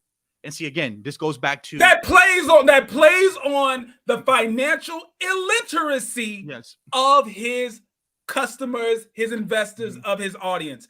Anyone who will listen to Jermain Morrison, Jay Morrison, compare the dividend that he paid out to the dividend that Apple, understand that Apple is profitable.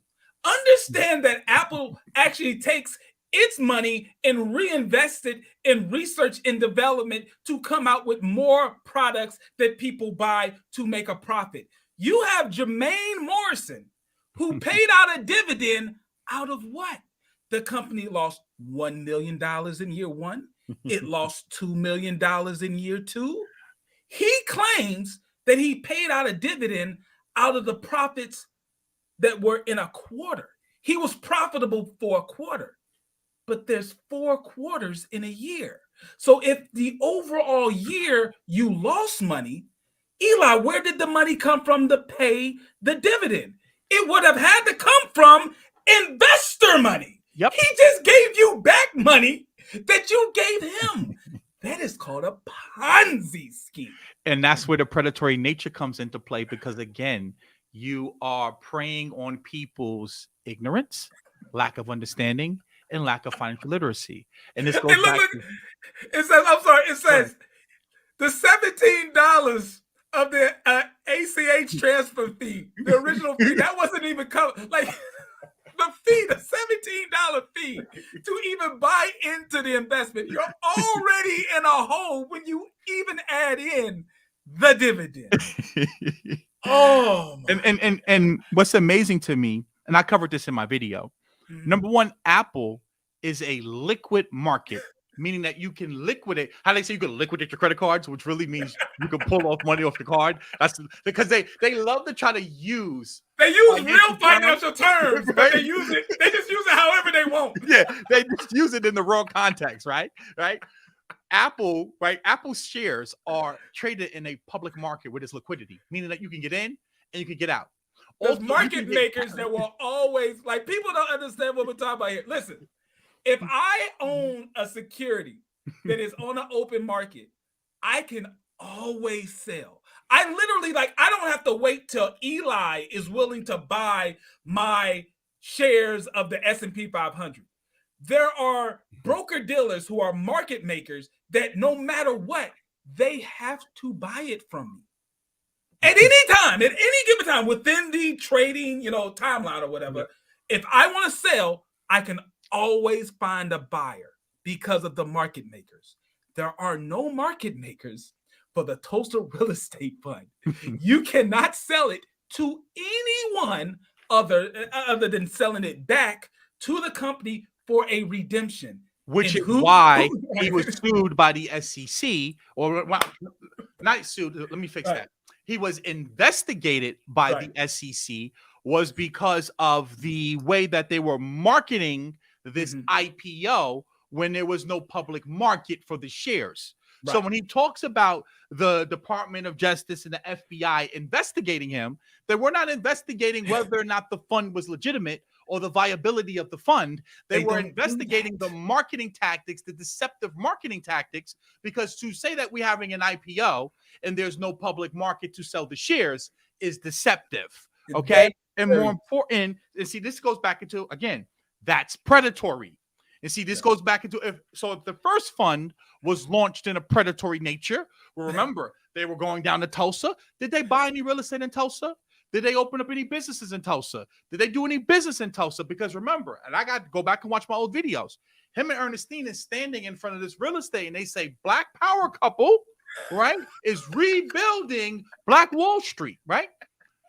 But see, that was all for a photo op. That is predatory. See, I can go down the line of so much of what we were doing was predatory. While he's sitting up here standing in front of a mansion that was not his, that was one of his business partners, he was just coming out of bankruptcy. Yes. He's just coming out of, while he's sitting up here trying to show you this opulent lifestyle, this larger than life lifestyle of wealth. He's just coming out of bankruptcy from trying to charge off the judgment against him of how he got over on his friend in the bankruptcy. See, that goes back to show you the predatory nature. Now, again, why are the platforms not asking these questions? Because, see, think about this now. When we talk about launching the new fund, how can you launch a new fund when you haven't completed the mission of the first one? But see, this goes back to when JT said serial predator. He's not a serial entrepreneur. He is a serial predator that goes from grift to grift to grift. And see, they're the real clout chasers, but they're disgusting clout chasers because they use Tamir Rice, Ramarley Graham, right? To go out, Black men who were gunned down by police, right? Black men who are taking advantage of a police brutality, and they use that to get clout. See, that's clout chasing because they use Black pain to get the clout, to get your attention. Same thing Umar does. He gets on here, anything that is relevant, he talks about it, and then it turns into hit the Cash App, hit the not PayPal, PayPal. PayPal. Hit the PayPal. Real quick, I want to show you what I got on my screen real quick. What I have on the screen, because Eli said something, and I want to make sure you understand what he is saying, because it may have went over your head. What you see is the TULSA Real Estate Fund's filing with the SEC. As you can see, this filing is dated for December 31st, 2017, right? This is the file on the thing. But if we go to this tab, you will see August 29th of 2016, Jay Morrison filed for bankruptcy. We're talking about in the matter of months, not in the matter of months, a man went from filing for personal bankruptcy to saying, I want to get millions of other people's money and I'm going to manage that well. Even though in my personal life, I have proven that I cannot manage my money. But trust me, when you give me $10+ million, I'm going to do better. I was taught by my mother, if you can't handle the little bit that I give you now, do not expect more later. Which goes back to the predatory nature. So you see how all of these things ties in, because again, all of these individuals, for the most part, are running the same play. That's what they call it. And I hate when I hear the word play. And what I'm trying to get you guys to understand is that he's now trying to reinvent himself, right? And it's the reason why he called out those names, because he's trying to, he realizes that he's lost a lot of favor with people and he can't be in the club no more. Because see, one thing you learn about that group of people is they really just cross-pollinate each other's audience. And they, you know, it's like a good old boys club. You got to kiss the ring to get in, right? They're not going to just let anyone in. So he realizes that he's no longer ever going to be a part of that crowd, because they're into protecting their brand, and they realize he's radioactive for the brand. So he's going to try to create that controversy by putting their names out there to then again draw the attention. And the Hardly Initiated podcast, which is at the end of the day, when you look at the numbers they do, they don't really do a lot of numbers. They love the fact that he's using their names, because again, they want the clout. And see, this is why I laugh, because you will call me a clout chaser, a bussy warrior, some type of a rainbow mafia guy. And I laugh at it. It's funny to me, right? But because it just goes to show you how, you know, just low, like you guys think, and for you to be such strong alpha real men from the street, you sure do spend a lot of time utilizing a lot of like homo references. Like, you know, it's now listen, I've never been in jail before. Like the mind is preoccupied with that. Like it's so focused. I mean, that's the first thing you go to is like a, you know, some type of homoerotic reference. Like, listen, man, I know you've been in prison. A lot of you guys, you did some strange things in there. You understand what I'm trying to say? So listen, I don't know those things, right? But I would appreciate it if you stop throwing all those homoerotic references at me. You know what I'm saying? I'm just saying, right? But somehow they always find a way to do that, to deflect from the nature that we're talking about. At the end of the day, they're clout chasers. They use celebrities for clout. They use rappers for clout. We're not. Jay Morrison was the first one to do that too. Jay Morrison was the one hanging out with Jeezy long before y'all were inviting Rick Ross to y'all conferences. Everything y'all do is just on maybe a bigger scale now, because as time goes by, things get bigger. Everything these clowns do, they got from Jay. But see, this is important, right? As I wrap this up, because I think this is very, very important to see. Let me put my Officer E hat on right now. Because, see, y'all love to talk about COINTELPRO. You love to talk about those agencies, those alphabet boys. Let me explain something to you. Crime does not scale. What do I mean by that? Government agencies, they don't have large budgets. So here's how they operate. They give you the guns. They get, because, you know, Jay loves to talk about COINTELPRO. So, you know, I'm pretty sure his level of understanding is much higher than mine. Of course. What they will allow you to do, they will bring the drugs into your community. But the PPP loans, they'll let you get the loans. They'll then let you create a business model around the loans. And you'll go get your mother, your brother, your sister, your aunt, your uncle. And see, understand the plug, right? The banks, right? All of the things that you're doing, they are allowing you to keep committing this fraud. Because they understand, rather than trying to go after each individual criminal, we'll just let you be the head. Right. And you'll go out here and you'll leave a digital footprint. They got all your text messages. They got all of the chats that you have. Because I'm in your Facebook group and I'm watching people. They're literally going to Dick's. They're going to Dick's Sporting Goods, and they're returning things that they've purchased with a credit card and getting cash back. Getting refund with cash. Yeah. So understand, I know all of the plays that you have people going to the Apple store. I know all of the stuff that you guys are doing. So let me tell you what's going to happen. I promise you. Because we already watched this stuff happen with crypto influencers. They're going to let y'all get the millions. You're going to get the Rolls Royces. They're going to let you throw the conferences. They're going to let the podcasts get big. And then see some of you guys, because see, you know, I'm an officer, so let me get my officer on. I know that a lot of you are using street money to pay for podcasts. Let me tell you what's going to happen to a lot of you, right? Because see, just because you don't know where the money's come from, if you are involved in criminal enterprises and criminal activity and laundering money and cleaning money, right? Because see, that's what's effectively what you're doing. Even if you don't know that, right? When you take money that was used in the streets, because you know you're real niggas, for your podcast, right? You are effectively helping people launder money and clean money. So I think that a lot of you individuals who have these podcasts and have these platforms and are bringing these people on for your own own freedom, sanity, I think that you should really start paying a little bit more attention, because trust me when I tell you, those people are watching. And if you have a lot of people keep saying, I found out about this person from this particular platform, because see, what these gurus are not telling you is they're being sued and they're losing. See, they're not. See, let me tell you something. I'm in the groups, and it's not just the big business guy. A lot of them are being sued, and they're not telling you that. And see, what starts to happen is as the case numbers get bigger, the dollar amounts get bigger and bigger and bigger and bigger, you start to get on the radar.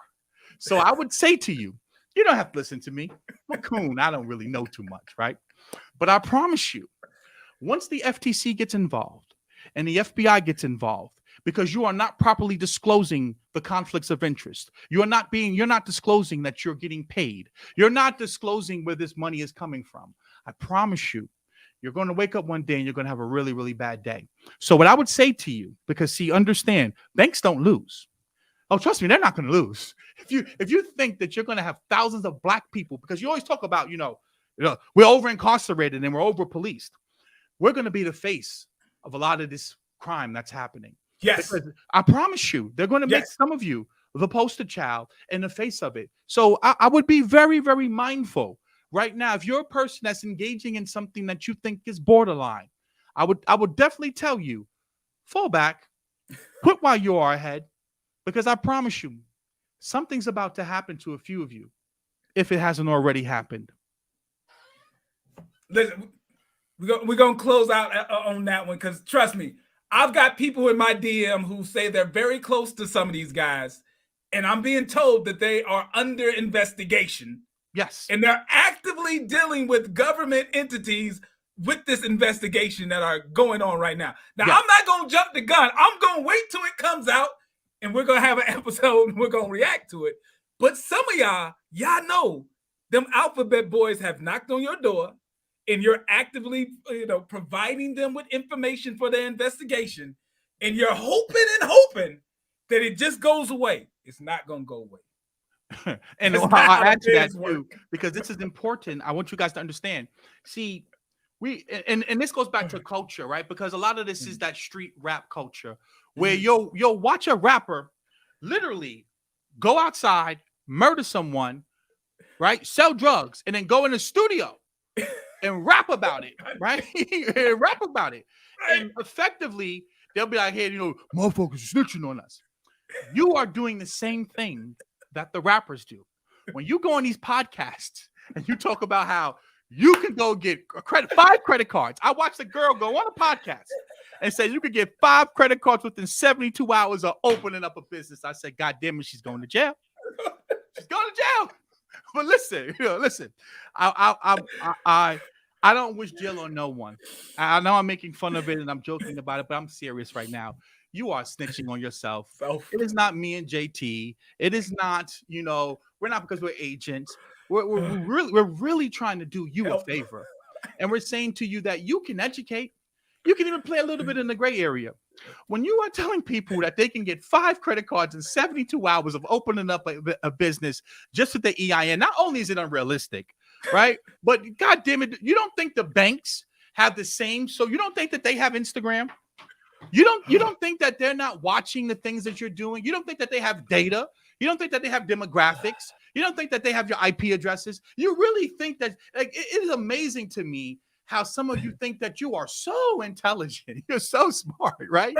That you can come on public platforms and just what's going to happen is the bank is going to call this person in and say, you have 5 credit cards. Why did you do this? How did you learn to do this? Oh, and they're going to snitch. Oh, I learned it from EYL University. I learned it on recession proof, $1 million worth of game, social proof. See, I'll say all the names. You're learning these things and you're finding, see, even if you're not learning them on the podcast, you're finding these people through the podcast.